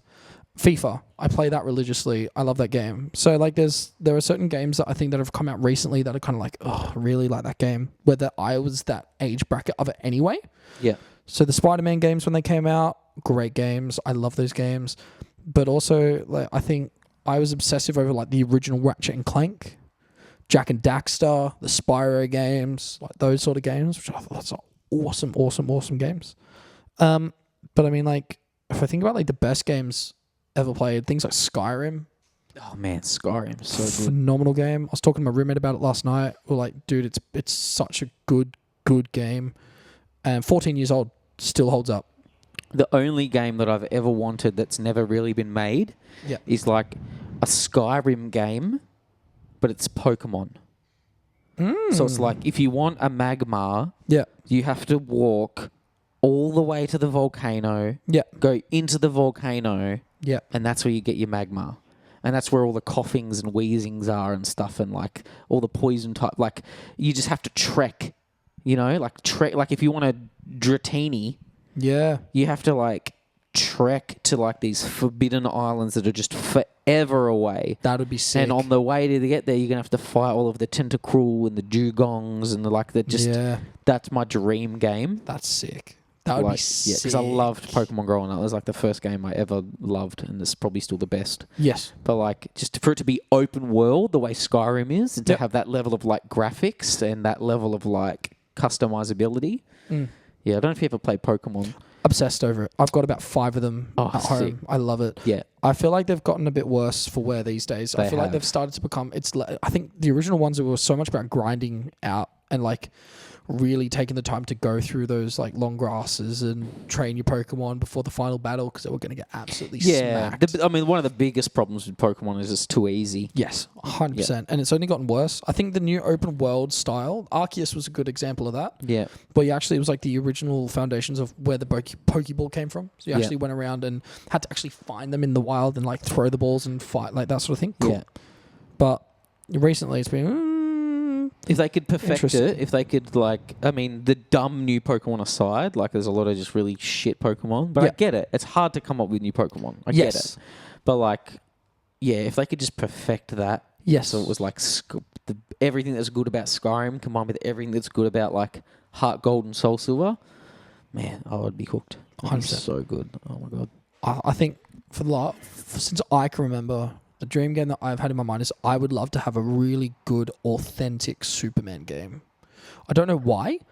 I just think it'd be cool to actually, you like first person, not even first person, just go to the phone box, change, and actually feel like you're actually flying through the city, and it feels like you're flying. I love a game like that. I don't feel like there's anything where you can kind of have that flying thought while playing a game. Yeah. Spider-Man's close with the swinging. I was thinking the same thing. Yeah. Like, that's pretty good. They've added those new elements where it feels really natural and flowy. It's cool as. But to actually just be able to, like, lift up off the ground and just speed fly through this, like, city to me just sounds sick. Favorite movies? Ew. You've probably got it on there somewhere, but, like, Harry Potter. Love that. Love that so much. Love Harry Potter. Is that your favorite? I think if I said anything else... Again, you're the perfect age for it, aren't you? I really am. But I think if I said anything other than Harry Potter, any of my friends that listen to this would go, "You're full of shit." So I feel like I have to say Harry Potter. Yeah. I just think I just watched it so religiously, read it so religiously as well. Like, it was just an obsession that I've had since a child. Obviously, that kind of flows into the rest of my nerdy self of Star Wars and Lord of the Rings and all those sort of good things. But those were kind of like the big ones. I love the Bourne series, Jason Bourne stuff. Oh, yeah, okay. That's like peak level for me. If I want a comfort movie, I'll watch that generally. All right, yeah. I could go back and watch those. It's been a very long time since I've seen them. Eve likes a good guy versus bad guys beat 'em up kind of movie as well. Yeah, I just think some We don't have to think about it too much. Nah, you just watch people beating stuff up, and you're like, cool. I like this. Is all. I don't have to, like, if I go to the bathroom halfway through the film, I know what's happened. Yeah. He's just beating more people up. Yeah. Which is sick.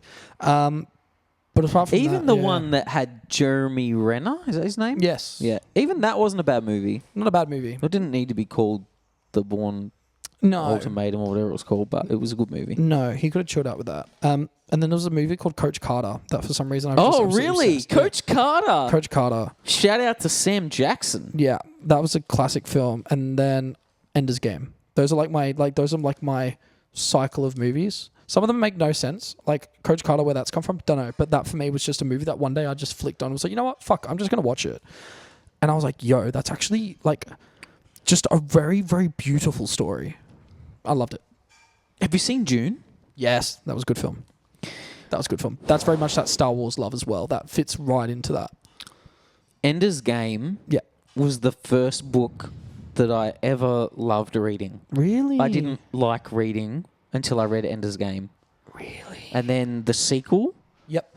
You ever read any of those books? Yes. Yes, the Ender's Game one. Did you ever read the one after it, Speaker for the Dead? No. So there's a quad trilogy. It's 4 books. They're fucking amazing. Right. They are incredible. They are absolutely incredible books. Yeah, yeah. To me, the movie wasn't a good movie because it couldn't live up to how good that book was. Fair. Yeah. When you find out that like they've been like controlling the ships all along. Yes. And that like he's responsible for killing all of the aliens and stuff. Oh man, and it gets way more hectic in the books that follow, dude. Yeah. Right. Oh, it's so good. Oh, okay. Yeah. I should read them. I think there's one's called Children of the Mind, one's called Speaker for the Dead, and then there's a third one. Yeah, right. But yeah, I remember that's something I'd like to get the audiobooks of. Yeah. Because I feel like it's not That'd be cheating good. because I've already read them. Yeah, fair. So it can just more like just a refresher. Yeah, okay. But Yeah. There's like scenes from those books that play in my mind like all the time. Like just scenes that I read, but like I had like the visual thing pop up. You know, Man, shout out to Ender's Game. that would make a great video game. Ender's Game. Ender's Game. Mm-hmm. I feel like that would be like a really cool game to play. To play that sort of strategic as well of like those battles that they have. That would be pretty hectic. The competitions between all of the different like groups and stuff like that in the training school. Yeah, I think that'd be like just so cool. But yeah, that film was just a great film because I'd watched the film then read the book, so I was like, oh, this film's great, and I went, oh, the book's fantastic. Wow, so much better. Yeah, so much better.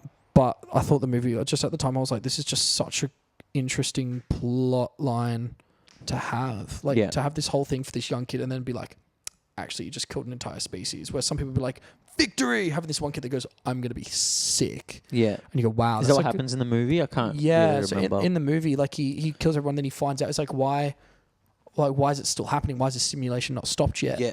And then he finds out that he'd done this, and he has this like panic attack and like heaves, and you're like, wow, like that's such a human reaction to have to that, which no one can ever relate to. It's like, wow. I'll consider watching the movie again. And then that sort of like led into me reading Dune. Yep. And I don't know if you've ever read Dune, but Dune is like a considerable step up in terms of literature from Ender's Game. Yes. Like Ender's Game is like a brilliant book and it's perfect for like a 15-year-old. Yeah. And then like Dune is like,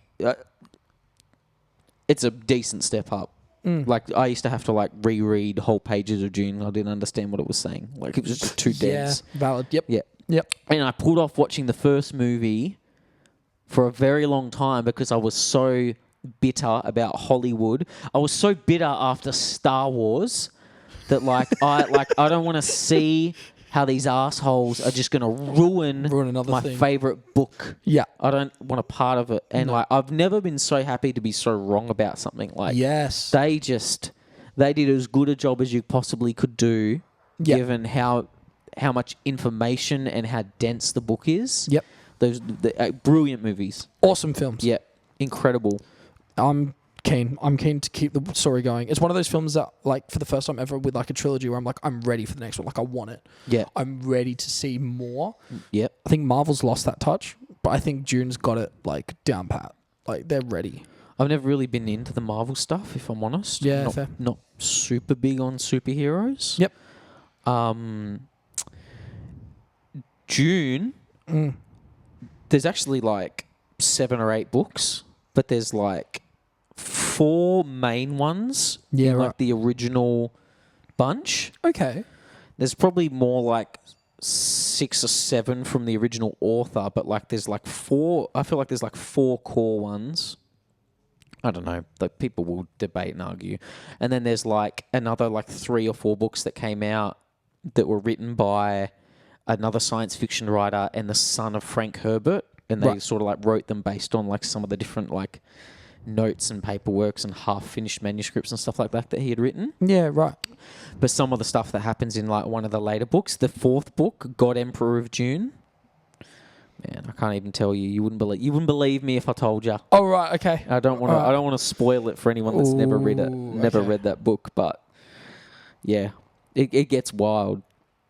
Harry Potter. Yes. I think if I didn't have Lord of the Rings written down here, I would say that Harry Potter is one of the most... Well, no, I still will say it. It's one of the most incredibly cast movies. Absolutely phenomenal. Yep. It's movie franchises of all time. Yep. Like from Emma Watson to like Ron to Draco to Snape to Harry himself. Everyone's perfect. Lucius. Yeah, perfect. Dumbledore. Like just... The only Lord of the Rings is better. Yeah. But that just speaks to how perfect Lord of the Rings is. Yes, it is a perfect film. Yeah. The first 3, The Hobbits, Lord of the Rings, though, amazing. Yeah. I'm not super big on The Hobbit. No. It kind of feels like the opposite of Lord of the Rings, where like Lord of the Rings, they were having to cut stuff out. Yep. The Hobbit, like they were having to add stuff in to like thicken it. Dragged like, on a maybe bit. there wasn't that much sort of going on. Yeah. Then maybe they could have just made it like 2 movies. They didn't have to make it a trilogy. I reckon it would have been great as 2 films. I just think that's, again, just coming to that point of, there's a story, let's get 3 out of it, seeing as we got 3 out of the last one. But you're like, hold on, you're turning The Hobbit 1 book into 3 films, whereas you're turning the 3 Lord of the Rings books into 3 films. Yeah. It makes sense, but anyway. I think as well is like, I really don't like that. I don't like all that, like there's too much CG. I understand that they had to make it different enough from the original ones so that like people like me wouldn't sit on their couch and compare them. Yeah. But that's exactly what I'm doing. Yeah, 100%. And like I hated that barrel scene when they're in those barrels going down the river and they're jumping and they're like, it goes on forever. And like, yes, I understand it's fantasy, but like it's it's like too far in the unreal. It's like it's unrealistic even for that world. Yes. Like all of the different, it's too much. It's too much. Yeah, I really don't like it. It's way too much. One of the coolest parts in Lord of the Rings, one of the coolest scenes is when Legolas goes and absolutely destroys this massive war elephant. Yeah, And you're like, that's sick. yeah, That was like a eighth of the time that it took for these guys to get from the top of this fucking lake to the end. Like, Yeah. guys, just jump out of the barrels and run or something. Like, swim. I don't care. yeah. Like, are you like, for real? Having not read the books as well, like it Yeah. just kind of the stakes didn't feel the same as it does in Lord of the Rings. Like in Yes. Lord of the Rings, the stakes just feel ginormous from the very beginning. 100%. 100%. I do like the origin story, like of Gollum and where Bilbo gets the ring though. That was cool. He's playing that game. That was a cool moment. The riddles Yeah. was really cool. That whole sort of storyline there, that's really interesting. But I think that's just because that character, again, is such a already kind of built character. Yeah, that true. They already knew what they were doing with that moment. Because The singing of the felt forced. yeah, From all the dwarves. like not a like guys. Like okay, that's cool. That's a wasted 5 minutes there. Like use that for something else. Yeah. And Yeah. I feel like even Smaug didn't feel as epic as he could have. No, it was just it was a bit. Looks too short. We needed more. Yeah, there was a bit like relaxed, but also like I don't know. There was just something about it where it wasn't. There was no real menacing nature to him. Like he didn't seem like he was going to harm anyone. He looked like he just wanted a thing to play with. That's the kind of like as soon as Bilbo got into the hall, the Mountain of the Kings. Yeah. Which looked amazing. Looked like phenomenal. It looks so good on film. Like or screen. yeah, like Smaug did not seem scary at all. He just seemed like he just wanted a friend to play with. So okay, yeah, it was a bit. Did you ever read the Lord of the Rings books? I read the first one, and then that was very difficult. That was very difficult to read. There were just parts in that where they were like in the Elvish kingdom at the beginning for like chapters, and you're just sitting there going, "It's just such a hard read because there's just so much happening in this moment." Yeah. I'd like to go back. I've never read them because I just Right. think the movies are so perfect. Yeah, Why would I read this book that's fair. when I can just watch the movies? Fair. Like, I just think that they're the pinnacle of filmmaking. Yes, and music-wise as well. Yep. The music in that movie, and Harry Potter as well, and Star Wars. I mean, the music is just a whole nother element that is just so beautiful and perfect. Did you ever look into much of like the backstory of Lord of the Rings? Like I watched the film of Tolkien.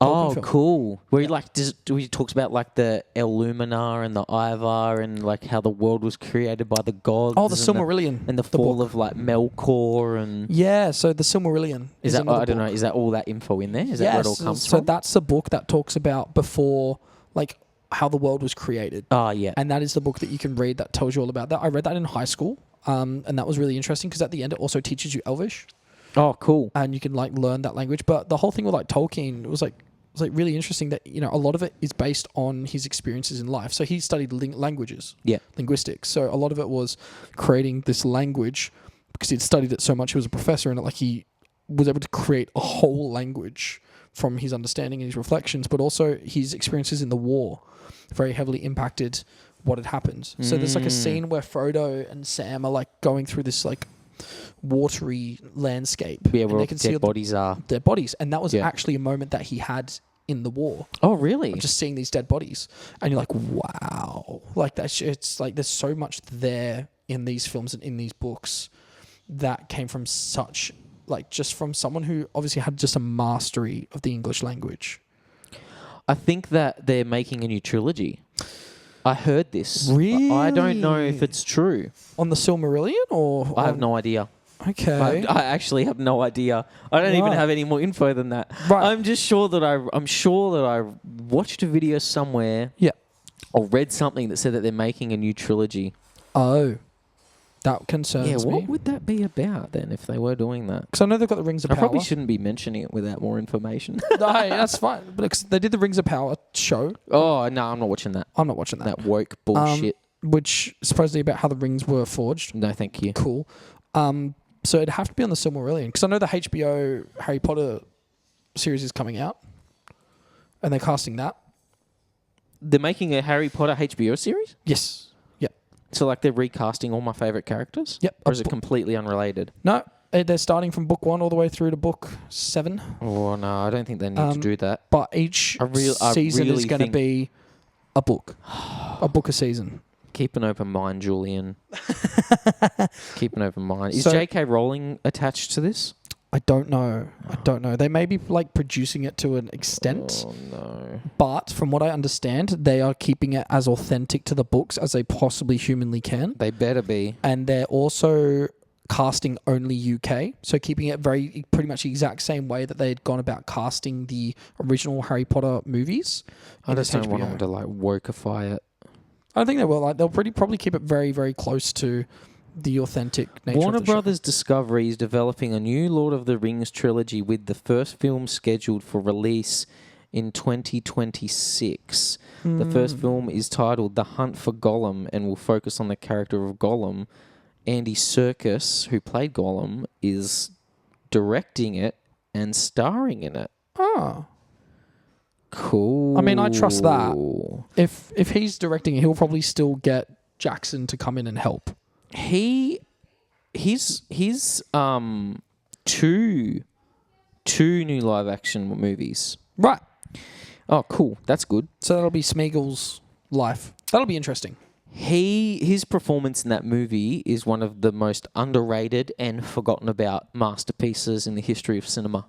He is a phenomenal character actor. I think it's the fact that his character is CGI the whole time Yes. is the reason that it doesn't get more love. Yes. Like, I think it deserves way more love than fucking Hannibal Lecter. 100, well, it's still him. Or like some of these other bloody Yeah. And the voice as well. these It's roles that perfect. are like held up as like classics of cinema. Mate, Yes. give me Gollum any day. Yes. When you can, just with your voice and your facial expressions, make Smeagol and Gollum two separate Yeah. characters in the same conversation Yep. so well, Yep. like, just fair enough, man. Like, Yeah. fair enough. Tolkien's a genius. Yes. I wrote down a few things here. Oh, yeah. Firstly, I love the scene when they're... Okay, yeah, so I just wrote down some of my favourite Oh, yeah, scenes. yeah, I just let's wanted to go. talk about them. Like, all right, maybe I should try them in a chronological order of some sort. Okay. Weathertop Hill, where they're like they're on top of that hill and it's the middle of the night and then they're like... Oh, cooking, yeah. They're cooking... We got salad. Yeah. Taters. Like, they're just cooking Yeah. food. Oh. And he like... Oh, man. And then... Put it out, you fools. Yeah, and then they just rock up. The bloody wraiths rock up, and Frodo gets stabbed. Yeah. It's the first scene where you Shanked. see him go. Well, it's not maybe not the first scene, but he goes into the other realm, and then they're all in shadow. Yeah. And then bloody Strider rocks up and starts swinging his sword, and he Yeah. fucking throws that flaming torch at him. Oh, Aragorn smashing it up. Yeah, it's hectic. that is an amazing scene. Hectic. I kind of think that's like the first moment you go, oh, this, like, you have that moment where the ring wraiths destroy the bed at the inn. Oh yeah. And you're like, okay, well, they're obviously trying to hunt them down, but that's like the first moment you go, oh. Oh, the one where they go, get off the road, get off the road. Yeah, and they've like got the they're road. hiding on the tree, and he's like, Yeah, and they're like sprinting away. and all the bugs and stuff start crawling Yep. out of the tree because he's like death. Yes. And they're all trying to get away Yeah. from him. And then they get to the inn, and then they're talking to Aragorn, and they hear the ring wraiths like destroying the bed, realizing that it's just pillows, and like running away and screaming. Yeah. And you're like, okay, this is a bit. They're obviously desperate for this ring, but that moment on that like hilltop, that's when you go, oh, like this is like, I can see now. This is going to be a very, very, very dangerous thing. Someone is really after this ring, and that's when you go, oh my. And then a little bit after that, I've probably seen Lord of the Rings like, 50 or 60 times, but Yeah. like I feel like I didn't really appreciate it until the last time I watched it. Yeah. Just how epic the horse chase scene is. Yes. Like, she gets Frodo on her horse and just legs it. She's on that white horse and she's being chased by like all of the dudes on those black horses. Yep. And it is as intense and as riveting as any car chase scene from Yes. any action movie that I ever saw. Yeah. And these horses are just fucking running for its life. Yeah. Oh man. It's in like the first 45 minutes or something Yeah. ridiculous, and you're like, yo, Gives me goosebumps. it's epic. Do you have a favourite movie from the three?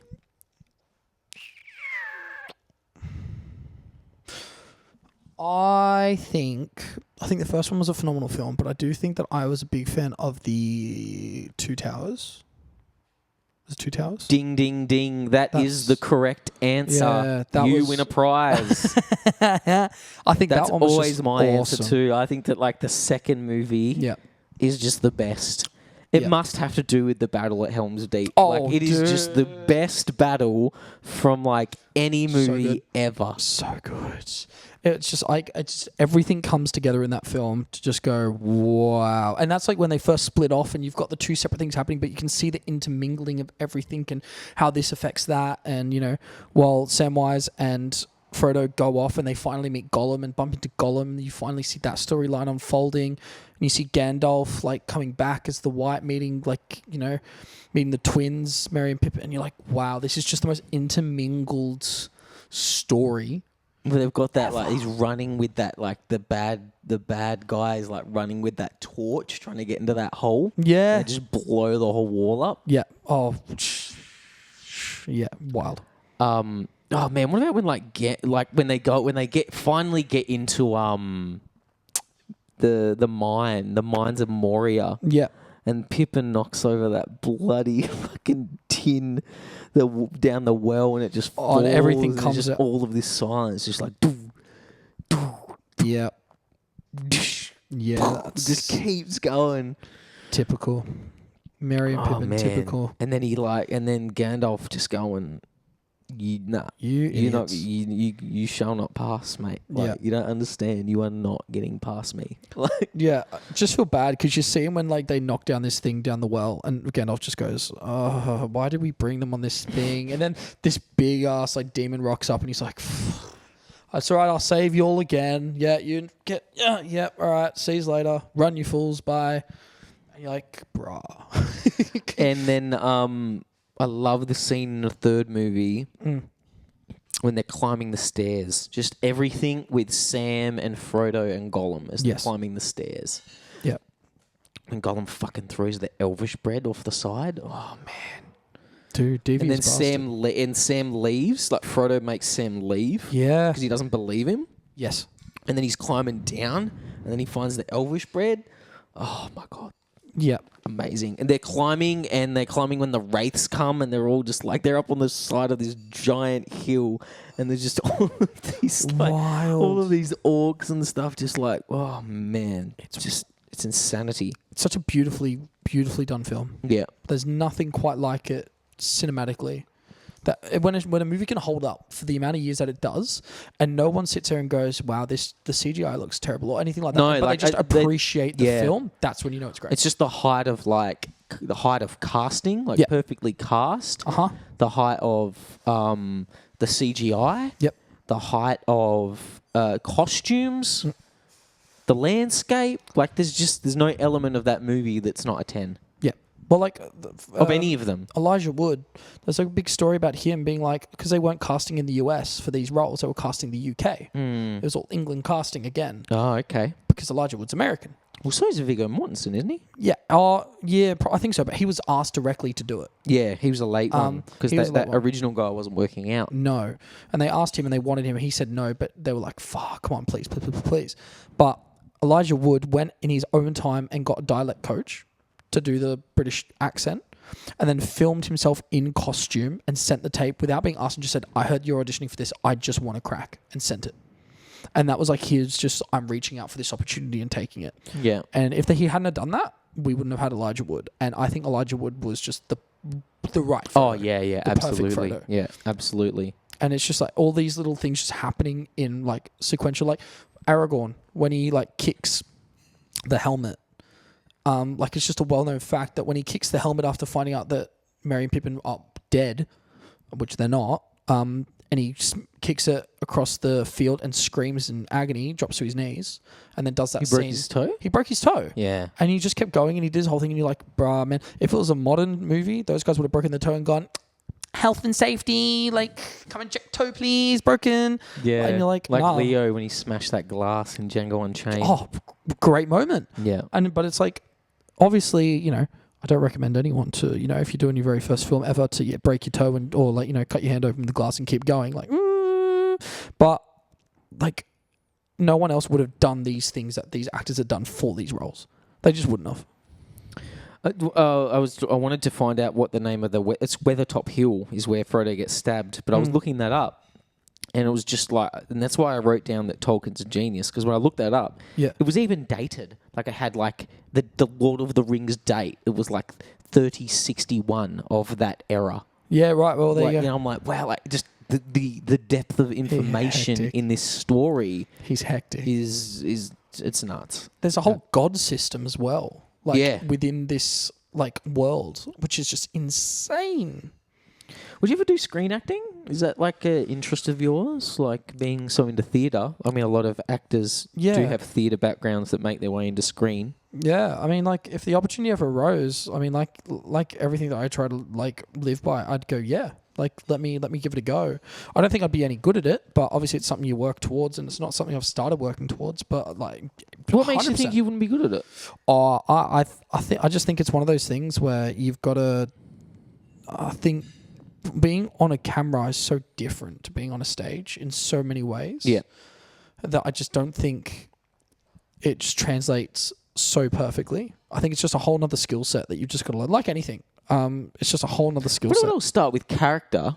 Oh, 100%. Yeah. That would be like the biggest overlap. 100%. But it's like in a similar sense of like there was a great interview that was done by Michael Caine, and he was talking about like acting on screen, and he was talking about how he positioned his head and where he looked when he's on screen, and you watch this video of him talking about, you know, you don't look directly at you face your head towards a certain point, you face your eyes towards a certain point, and when it looks on camera, it looks amazing, and it's a very, very strong looking scene. On a stage, it's very different. Like everything you do, no matter what you're doing, you're always facing the audience. You're always facing your body out to the audience. You're talking to someone here, you're facing out to the audience because you've got to, you know, you can't turn your back to them. You've always got to stay facing. Like, and like certain things where you can get away with other things as well. Like if I'm having a moment, I can, you know, walk around and have the freedom to explore this space as much as I want. Where on screen, you kind of have to stay within this certain frame, and they can't just follow you around everywhere you go. So it's like, I feel like there would be certain things that wouldn't translate as well. Yeah. But, I mean, if the opportunity ever came up and someone said, hey, would you like to do this film? I'd be like, yeah, absolutely. Like, give me a crack at it. Because the focus is more on like your awareness of like the light, with the lighting and like what the camera's seeing. Yeah, 100%. Yeah. It'd just be an interesting thing to kind of delve into. Yeah, the thing with Lord of the Rings and Harry Potter that separates them from Star Wars is they don't really have bad movies. Like Star Wars has shit movies. Like objectively shit garbage movies. You might not like The Hobbit. Yep. Yeah, they're not as good as Lord of the Rings. Yep. But they're not just complete write-offs. No, they're not terrible films. Yeah. I mean, the last three Star Wars I'd say films, like 7 out of 10 times if I've watched the Lord of the Rings trilogy, I'll probably bother to watch The Hobbit because I'm already here. Yeah, might as well keep it going. Yeah. I'll never watch The Hobbit first, that's for sure. Yeah, if you're already 10 hours in, you might as well finish the rest. Yeah, I think the last three the last three Star Wars films were like... Sam is actually the real hero in that 100%. In that trilogy. 100%. And I don't blame Frodo for not being able to get rid of the ring at the end. No. But like Sam's the real hero. Yes. 100%. It's like, and I mean, Peter Jackson says it. Tolkien said that. Like, he is the hero of the series. Like, by far. I think now that Star Wars has kind of like moved slowly away from being just Luke Skywalker and that sort of Skywalker range, it's lost its, you know, hero, which I think everything kind of needs to an extent. Like everyone needs that hero that drives that series along and has that moment of you're following this character's growth, you're following this family's growth, and you're watching them transcend from being just this mere person to taking on this responsibility to become more than just themselves. Samwise was that. Samwise was that silent character who found confidence in himself and went, no, I'm going to help you do this. I told you I was going to finish this. I'm going to do it. And he proves that. Harry's not the hero of the series. Like, he is, but Neville Longbottom is the character that starts off as this dweeby character. And because they don't definitively say whether Harry's the chosen one or whether Neville's the chosen one, Neville is the one that pulls the sword out of the hat, kills Nagini, the final Horcrux, and has that moment of courage before Harry finally kills Voldemort. Interesting. Right? And you're like, wow, like just to see that character's growth, as well as Harry's as well. Like, Harry's obviously a hero in his own, in that sense as well. He is a hero. Star Wars, you're like, Rey Skywalker, like I'm all here for having, like, you know, a female like hero and protagonist in like modern films. I think great. Where it works, it works. Like, it doesn't matter if gender. Hero is a hero if it's done correctly and properly. I think they kind of just created 3 movies for the sake of creating 3 movies, and it just didn't have a meaning to it. My favorite TV show of all time has a female lead in it. Yeah, and it's great. She's strong. Yeah, Like, there's nothing wrong with having female leads. no, It's when they are like forced and shoehorned into movies that they don't need to be in. yes, And she's not even the problem with that movie. No. Because I will argue that episode 7 was amazing.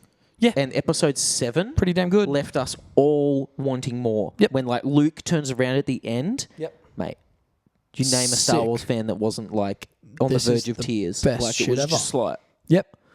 and for them to just so completely butcher it, Yeah. like it was a layup. Yeah. Oh man, It was that first movie started so well, and when you and like, I know that it was just a fucking remake of A New Hope. I get it, like, but that's all we wanted. yeah, Just put a new skin on it. when you watch like Rey doing all these things and you go, fuck yeah, like fighting Kylo Ren and having all these moments of like and finding the lightsaber and having all these visions and stuff, you go, fuck yeah, like let's do it. And then yeah, you get to those second or third movie and you're like, what did you actually? What is this like, why second did movie? What is going on? Kylo Ren and Rey making out on the last film.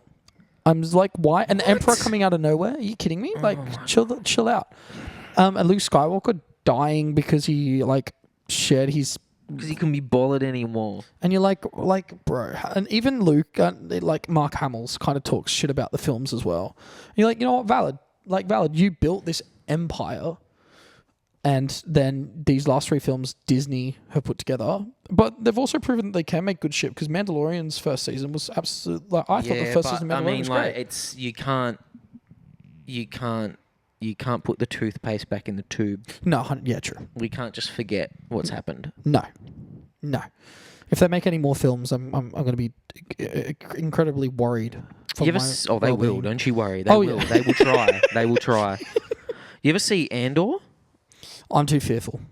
Andor's really good. Is it? Yeah. It is. But again, remains to be seen. Maybe they'll just butcher it. Right, yeah. But yeah, really enjoy Andor. Like Rogue One was so good. Rogue One was fantastic. That chick didn't feel forced. They had a main chick in the lead. They had a great story. It's got nothing to do with the female being the lead. No, it's That's just- not why the movies suck. It's the sake of creating a hero out of nothing. A hero needs to have certain qualities in order to be a hero. You can't just pull a random character and make them a hero. But it's also them forcing like woke politics into my fucking science fiction movie. Like, what the hell is going on with Princess Leia? She fucking like goes out that window and then like comes back to life because Uses the Force and because stuff. what like Yeah. I reckon they could have used Princess Leia in such a good way in those films, like in such a good way to be able to like have that like Force sense of knowing what was happening and being able to like help guide them. Like Leia could have been the Yoda, like have that be that Force guide throughout the series, and that would have been awesome because we know Leia's part of that Force, and that would have been great. But yeah, they just made a strong woman figure to help Rey on her quest to make a good movie. Yeah, but like, and that would have been great. But even then, like, you know, this character that we knew from the beginning has Force ability, and it's shown that constantly. Like, I like that would have been great. Like, just having like as the final Skywalker, having Leia be like, you know, I will sense where Luke is, and having that force thing to be able to go, I will find him. Let's find him, and like guiding them and teaching them and helping them as she's built her own strength from learning. Like that would have been like awesome. Or even just having like a villain who didn't seem like a 3-year-old having a tantrum in the supermarket. Yeah. Like, I think he's a phenomenal actor. I actually love watching him in some stuff, like a lot of stuff that he's done. But he just seems like a sook. And they made fun of him in that SNL skit as well, where he did Undercover Boss. But they also just like, why don't you like cast the right person for the role, not just the hot fucking idiot of the day? Like, so that your movie stands the test of time because you're casting the right person. Yeah. A lot of films these days are becoming very much like a case of, if we get the best, well, this is back to that kind of sports thing. We get the best people, we get the best ratings. Like that's the mentality, but it's not. They just seem to be giving more opportunities to hire celebrities for the sake of their film than, you know, people who audition and do the part well and play the part authentically. But like, I'll go and see a movie because of certain actors in it. yeah, and that's it, right? Right? But like, I'm not going to go and see Star Wars because fucking, is it Adam Driver? Is that his name? Yeah, like, Adam Driver. I'm not going to go and see Star Wars because Adam Driver's in it. I'm going to see Star Wars because it's fucking Star Wars. I don't care if Adam Driver's in it. Yeah. Yep. 100%. 100%. But yeah, I agree. The seventh film was great. It was amazing. The second it was two, I've something changed. never seen such a huge fall from grace. Like, I've never seen such a, just, it was a layup. But didn't J.J. Abrams, who did the seventh movie, get kicked out for the eighth? I don't know. Probably. I don't care what their fucking excuses are. Oh, right. I don't care. I don't care. I don't care. There is no reasoning behind why it's so bad that is acceptable. Yeah. Boba Fett. I love Boba Fett. Yeah. Great character. I love Jango Fett. Great character. I felt like they could have done more with Jango Fett. Yep. And there's another thing I really hate about the trilogy before that, the prequel trilogy. Yep. Is like, why didn't they just have Darth Maul as the bad guy through the whole thing? Right. Like, such a great bad guy. Phenomenal. Like, they didn't need to kill him off at the end of the first movie and then fucking bring in Count Dooku. Yeah. Who did fuck all. In fairness, I would have liked to have seen Count Dooku when he was a Jedi. Have a bit more context to that. Because there's a whole storyline there of him being a Jedi and then falling to the dark side. Yeah. Under Darth Plagueis. Yeah. And like Reign. And that's like, sick. I'm Some pretty of sure those it was Darth backstories Plagueis. are cool.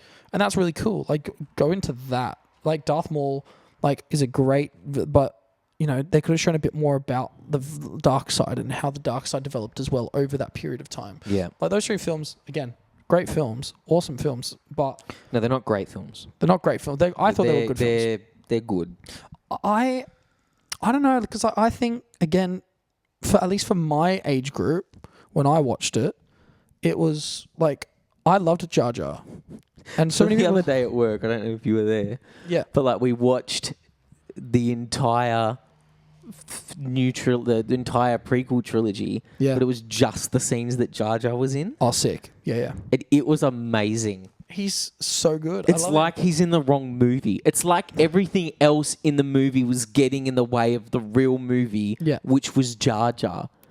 Jar Jar is the main character. It was so funny. Like, I felt like I appreciated him in a new light. Yeah. Whereas, like, in the normal movie, he's just annoying. Yeah. But like, in this like version where it's just him, he was like incredible, absolutely amazing. He actually has a weirdly like good, like, he plays a really vital role in the second film, like, as part of the Republic, and the Democrats. Like, you're like, fair cop to you. Also, I just love his voice.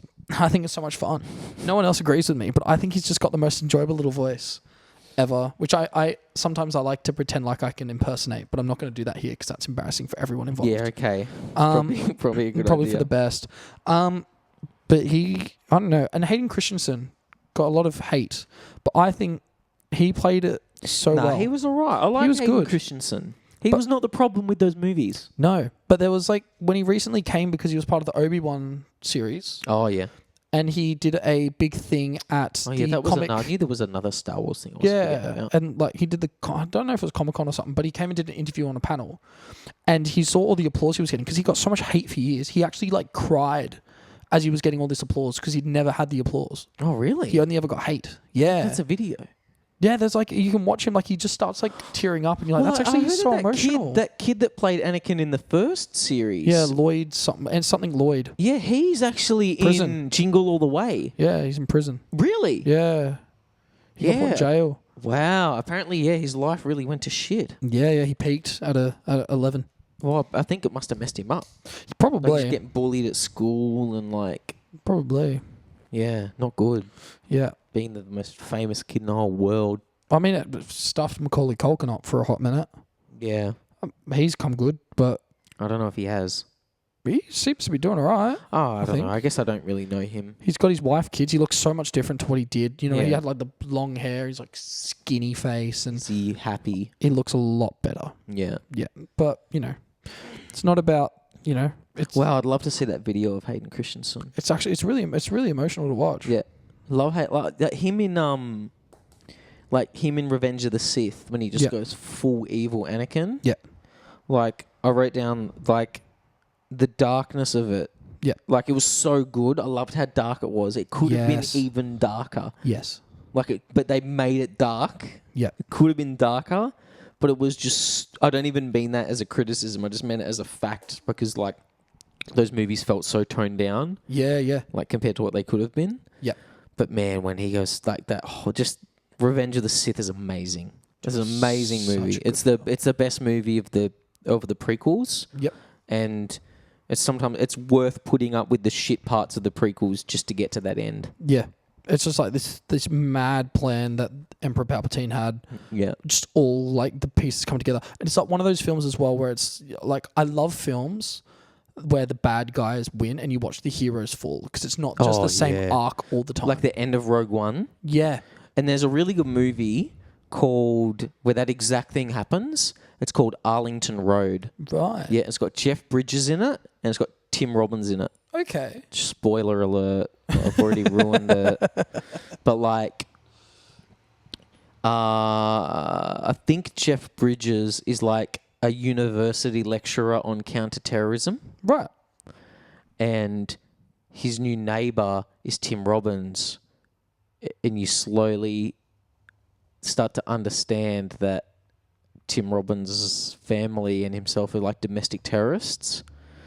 And then they set it up in this way where like they make Jeff Bridges' character seem like super crazy. And Jeff Bridges' character ends up trying to foil him, but he ends up walking right into his plan and he ends up like causing this huge, like horrific event, this horrific terrorist attack Yeah. and getting blamed for the whole thing. Right. And Tim Robbins' character just gets away.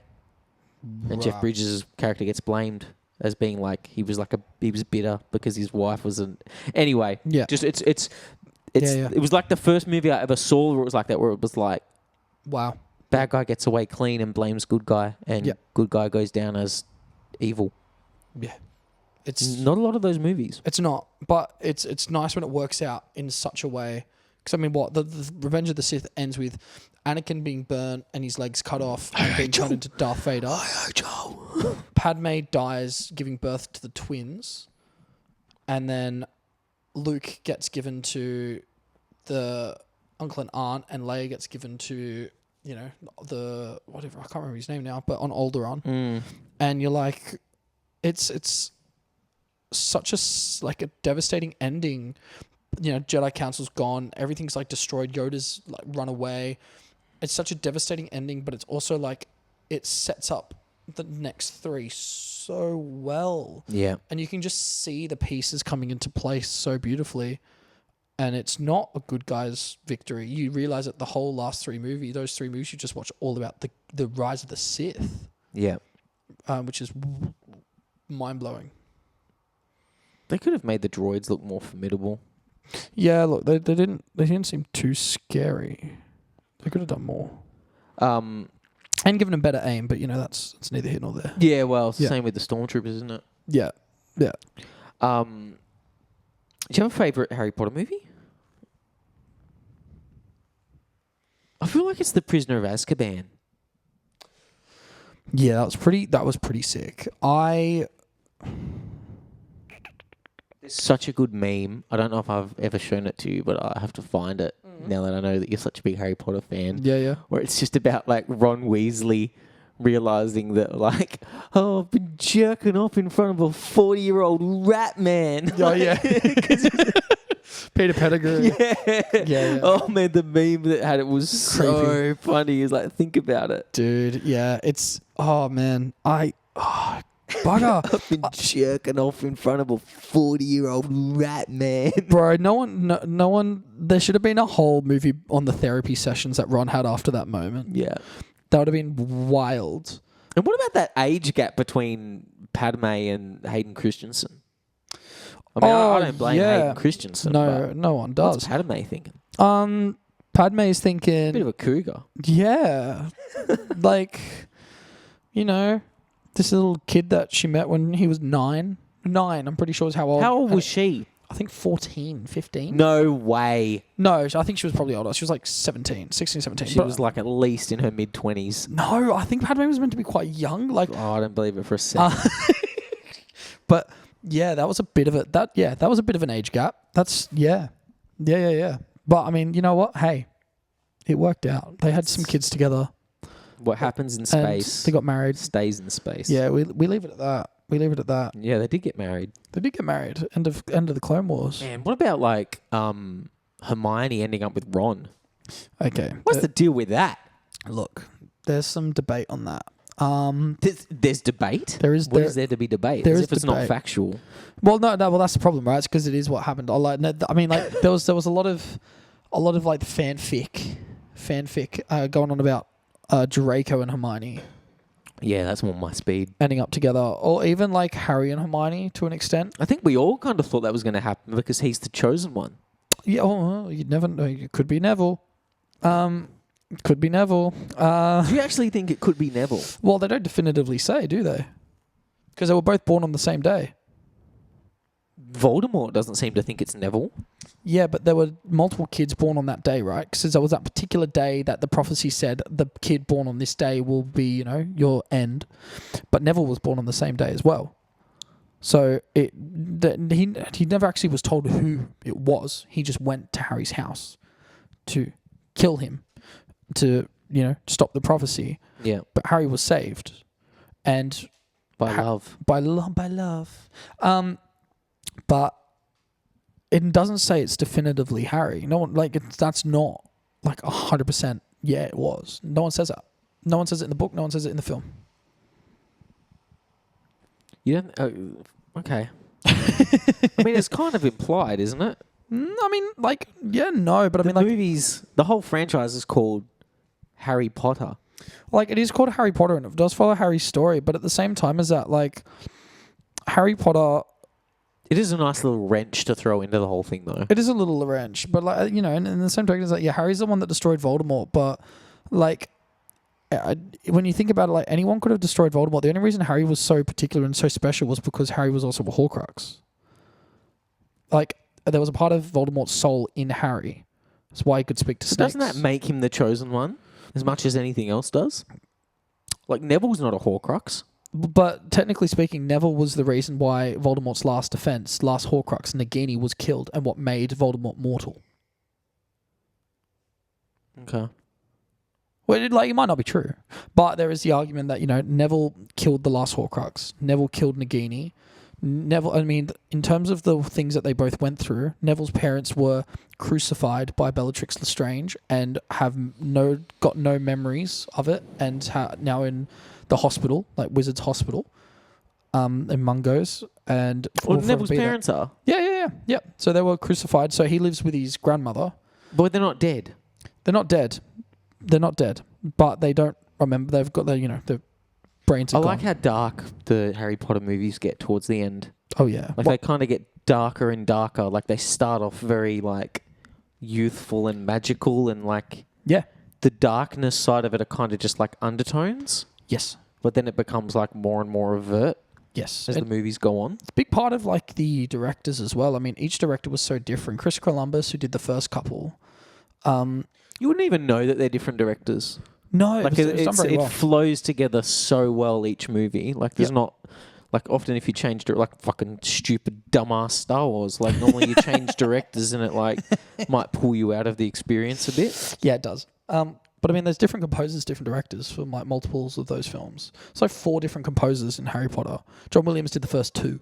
Yeah. And everything changed from there to the end where they ended up with Alexandre Desplat, who's a phenomenal composer. But you can tell the differences. He's a much darker sort of composer.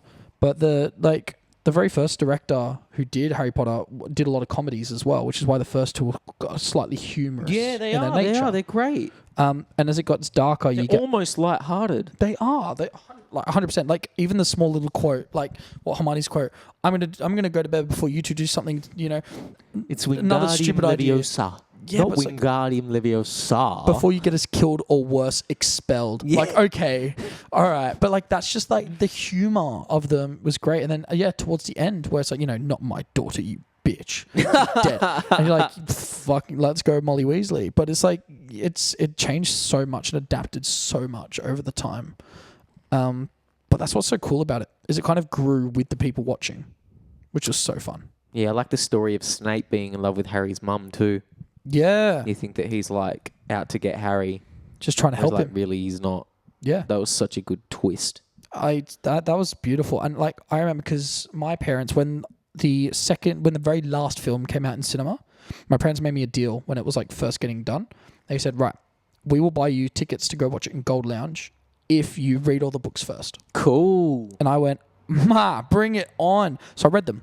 And then you read it and you go, Harry, and I read that moment where Snape gives the memories. Harry goes to the pensieve, puts the memories in the pensieve, and goes through and reflects and finds out that he is this Horcrux. Well, he doesn't find out then, but then he goes through to the forest, finds out he's a Horcrux. Harry. You're the Horcrux. And but it was like such a moment. And you're like, wow, like this whole story has just been building to this crazy moment. But then you go, wow, this just makes sense for everything else that follows. Doesn't Dumbledore let Snape kill him? It was Dumbledore's plan. It was like, you must be the one to kill me because then you will gain trust in Voldemort and Voldemort will trust you. Oh. So then... So was he already in danger or something? So Snape was... Snape is a Death Eater. So Snape was a Death Eater. And he... But like, why would Dumbledore, like... Trust him? Want to die? Dumbledore was trying to destroy the Horcruxes that Tom Riddle had. So he'd found out that Tom Riddle had Horcruxes. Yeah. And so one of the things that had happened was he ended up getting... sorry, puppy. Scared a dog. And then he got a... I'm trying to think of the name. It's like a disease in his hand. And his hand was like... had this like curse on it. And so he was dying. And he said... okay, he was dying. Yeah. And he said, Draco is being... We all know that Draco has been given instruction to kill me. Like, we know that. Yeah. He said, but in order for you to gain the trust of Voldemort, for us to be able to succeed, you must be the one to kill me. Because then you will gain the trust of Voldemort, and you will gain the trust of the Death Eaters, and then you can do the next steps to then help Harry. And that was like the big thing. And so Snape didn't want to. Because he went to Dumbledore asking for help. Because he wanted... protection for Lily Potter because Voldemort had found out that there was a prophecy that this kid was going to kill him and be the death of him, and Harry Potter's name ended up fitting that bill, and so they were going to go and kill Lily Potter or something along those lines. And then Snape goes and asks for help, and Dumbledore doesn't succeed, but obviously helps Harry, and so there's a bit of like a hatred for Harry. But his whole thing then from that point on becomes about Dumbledore, and he's Dumbledore's like little minion. So it's a really, really beautiful moment between those two at the end, which is like Dumbledore knows Snape's going to kill him, and Snape just with like pain in his eyes has to kill the person that he trusted, and like gives his new life to someone who gave him a chance to work at this school and leave his life behind. Yeah, it's like a really deep emotional moment. What about TV shows? Oh yeah, the Harry Potter HBO Max series. No, we don't know yet. Yeah, TV shows. Favorites? Fan? Not much for ones. I've not watched as many TV shows as I would like. Same with movies. Big on comedies though, sitcoms. Oh, okay. Big sitcom guy. Yeah. Watched Friends so many times over. Community so many times over. Big Bang Theory so many times good. over. Yeah, Community's Such a good- great. Such a good series. Chicken Run. Chicken Run. Yeah. Family Guy, Gay. Simpsons, whole lot. Yeah. Love them. Love them. Yeah, sick. Love them. Love them. Love them. South Park, love them. Yeah, South Park's good. South Park's good. I don't like Friends. Don't like Friends? No. Yeah. I think that, like, I get offended when people claim that Friends is better than Seinfeld because I don't even think that Friends is better than Everyone Loves Raymond. Ooh, So I interesting. think to like try and put it up against Seinfeld is just ridiculous. You're Right. not even second. Right. Okay. Interesting. Yeah. I think Everybody Loves Raymond gets forgotten. Everyone Loves Raymond. That was a classic. That was All a classic. time. It's so funny. That was that was a Deborah that was is just amazing, bro. It's not even about Ray. Just like Deborah and Frank and everything that goes on with those two. That- It's hilarious. Yeah. I think I was too young to appreciate the level of famous people in that series. Because those guys was supposedly like big actors of the time doing those roles. Were they? Supposedly, like he was in quite a fair bit before that point. Who? The guy playing Frank. Frank? Oh, I'd never seen him in anything until I watched some random movie with Bray. Yeah, right. That Sean Connery movie. Oh yeah, you guys were saying that. Yeah. I don't think I'd ever seen him in anything. But I remember Everyone Loves Raymond. That was a show that we watched a lot. I watched a lot growing up. That was Yeah. on TV that my parents loved watching. Yeah. But yeah, Community was like a big one. I had a big phase of Community. Friends, I don't know. I just liked Friends. I don't know what it was about it that made me feel so like nice inside. How I Met Your Mother is a recent one I've started watching. You know, there was a time when I watched that a lot. And I remember it was probably a time where I was eating a lot of cereal. Right. I associate eating bowls and bowls of Fruit Loops with watching How I Met Your Mother on a loop. Yeah, righto. Like I feel like those first 5 seasons, Yeah. I probably I rinsed them a fair bit. Yeah, right. But I've never gone back, and I've watched the other seasons. Yeah. But probably only once, and I've just never gone back and watched it. Right. Like I feel like at the time, that was hilarious. That was like just such great humor. Yeah. And like now, like I don't think it's not funny anymore. Like if I go back and watch it, it doesn't have the same like replay value to me that like Right. I will watch Seinfeld until the day I die. Even though I know I know what's going to happen, like I still watch it and think it's hilarious. Yeah, right. Yeah. Okay. There's a series that my roommate and I have just watched, and I'd watched it before, but it's a big UK series. In-Betweeners. That's also a very, very good series. It's called Gavin and Stacey. No, never heard of that. Now, my roommate is a big fan of like How I Met Your Mother and things like that. Loves that sort of stuff. And he said it's probably one of the most like homely shows he's ever watched. Gavin and Stacey. Yep. I think There's a really good British show called My Family. You ever see that one? no. All right, cool. My Family. Yeah. Which one's that?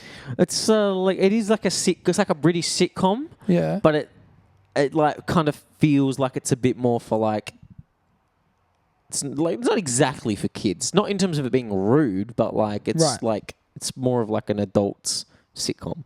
Right. Okay. Anyway, sorry, continue. Gavin and Stacey. Gavin and Stacey though. Gavin and Stacey. Stacey. Gavin and Stacey. Mark Scafey. Mark Scafey. But that's a very good series. I recommend that to anyone who just wants to watch something that's just like so homey. I Yeah. think that's the best way I can describe it. Is it just makes you feel at home. You can just relax and just watch this like family, just be a normal family. Only thing is that people don't like, but I have to give him credit, is it's written by James Corden before he was like big. Oh, okay. It's his show that he wrote with a girl called Ruth, and it's just my roommate and I are obsessed over it. It is one of the most well-written, beautiful little like series of just about a normal Is it like people. just a 1 or 2 seasons or something? Like It's about 3 quite short? seasons, Yeah. and then a couple of specials. That Oh, they've- cool. But it's really just follows like normal people just doing a very normal thing. No laugh tracks, no nothing. Just normal people having these like very normal interactions like we would be having now, but just done in a very, very funny way. And it's just nice. It's just welcoming. Not to have this like really ridiculous, over the top Premise. premise That happening. random stuff happening. Yeah, like, you know, when Friends, you get like Ross who gets the monkey for like a good few episodes there. Just And you're like, what the fuck's happening here? But yeah, the it's only episode nothing of like that. Friends that I like is the shark porn episode. That's so funny. Yeah. That is a really good episode. Yeah, there are some good ones. But Gavin and Stacey is it's just the most relaxing, homey series. I recommend it. I recommend it. Interesting. Yeah. Interesting. Do you ever watch Last of Us? The series? Yeah. A couple of episodes. I played it. Yeah? I played it. That was I loved playing the game. But I'd not had the opportunity to watch it. I've only just really started watching The Walking Dead. Really? I've never watched Game of Thrones. Never watched Walking Dead. I'm so behind in TV series. Man, so what's amazing about Game of Thrones is how that last season being so bad Yeah, right. has just completely coloured Everything. that show in like pop culture. Like it's now just an afterthought. Like Yeah. it doesn't get. It's not revered Yeah. the way that it was when the first like 5 seasons were going on. Yeah, right. Like it was like a pop culture phenomenon, Yeah, right. and they didn't stick the landing.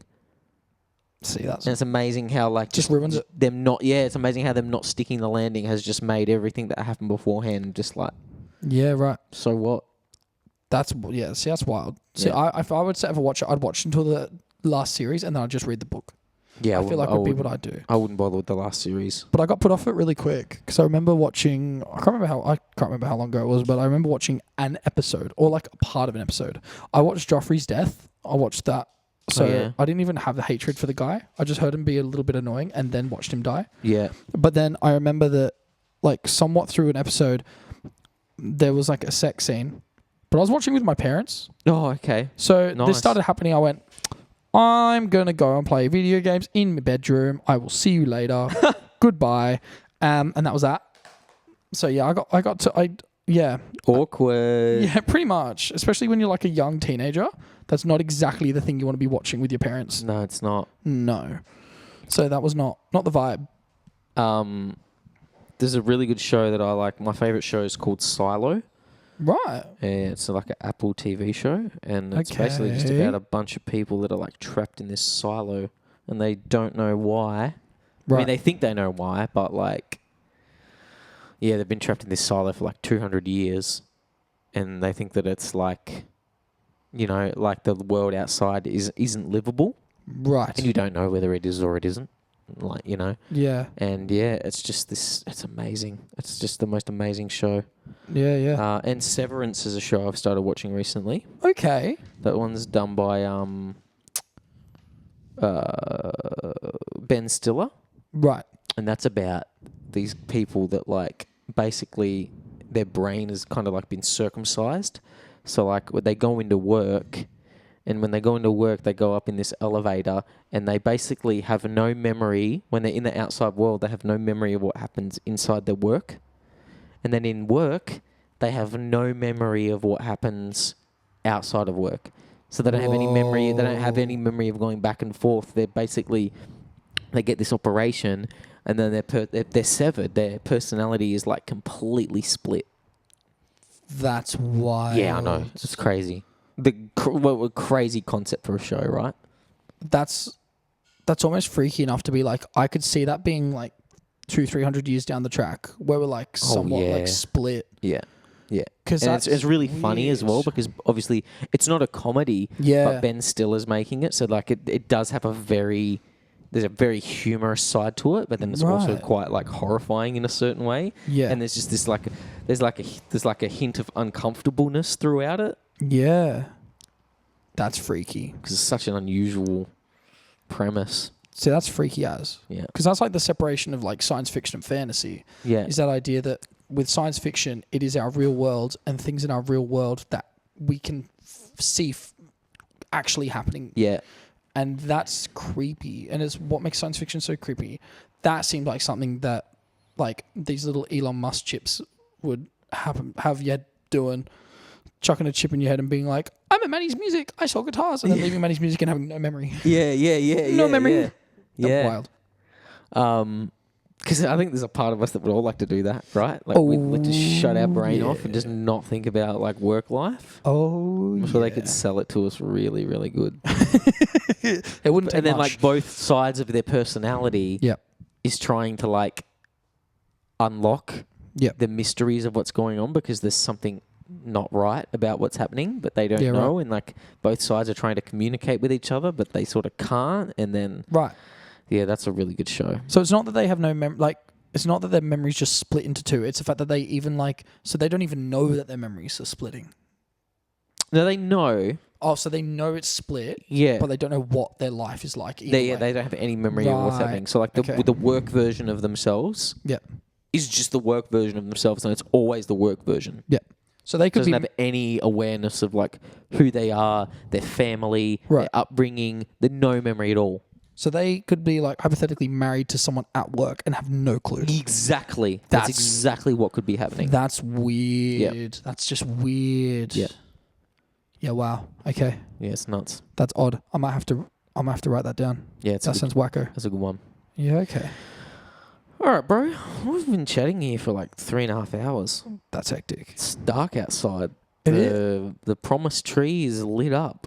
How fun's that? It's nice when you just walk in. It's light. Now it's Yeah. dark. There Yeah. we go. That's all right. Well, at least it's cool. I can't deal with Yes. the 27. I like the 22. Oh man, that rain today was crazy. That was fun. Man, that guy's car that Joel had that video of really seemed like it was in a lot of distress. Hectic. That's now a submarine. That's long gone. That's no longer a vehicle. I can't imagine how that wouldn't just completely destroy your engine. Oh yeah, he's not. But I don't know how cars work, so maybe you can fully submerge a car and it not completely make it a write-off. Like maybe. Who knows? I don't really know. Who knows? You'll have to get a car engineer on this podcast and ask, hey, what happens when? Yeah, what's the deal with submerged sports cars? Yeah, does it make car work or not work? Do you like cars? My limited knowledge of cars, but I do like them. There are cars that I would like to have. Yeah. Yes. Yeah. I know a little bit. Enough to get by. Do you have like a favourite car? Yeah, the one that I would like to have one day in my life when I'm, rich, Yeah. as we all dream, Yep. is a 1969 Corvette Stingray Oh, wow. in black. That's the car that I would like to have. Yeah. On top of the Lamborghinis that everyone wants, the Aventador and stuff like that. But that's kind of where I just know that that's the car that I would like to have. Dodge Chargers from like the old Starsky and Hutch movie and like things like that. Not the like muscle cars. classics. This is my dream car. It's a Oh, go on. it's a yellow Ferrari 355 Spider from the late 90s. Oh, gee. Look at the Is- front of that. Oh, I know. It's sick, eh? It is the most beautiful car I've ever seen. And it's the only car I've ever wanted to own. Like, that is just... I feel like that's the sort of car that you used to buy from the shops as a kid to have those remote control cars. And like that was like the peak. That was top shelf. Yeah, maybe I should get a remote control one just to tie Tie me you- over. Just to torment Daisy. Yeah. Drive it around the living room. Or drive Daisy around. Driving little Miss Daisy. Drive to dinner. There you go. All right. I reckon that's about it. Do you got Oh. anything else you want to say? No, thank you. Thank you for having me come. Actually, I don't know if there's anything left. I don't know. I don't know what else there is. I don't know either. I feel like we've covered all bases. We have. Yeah. We've covered a lot of bases. Yeah. Thanks, Dan. Thank It's you. been really great having a chat with you. You're an easy chat. This is the longest chat I've had so far. Oh, let's go. I can't imagine going for 4 hours with anyone.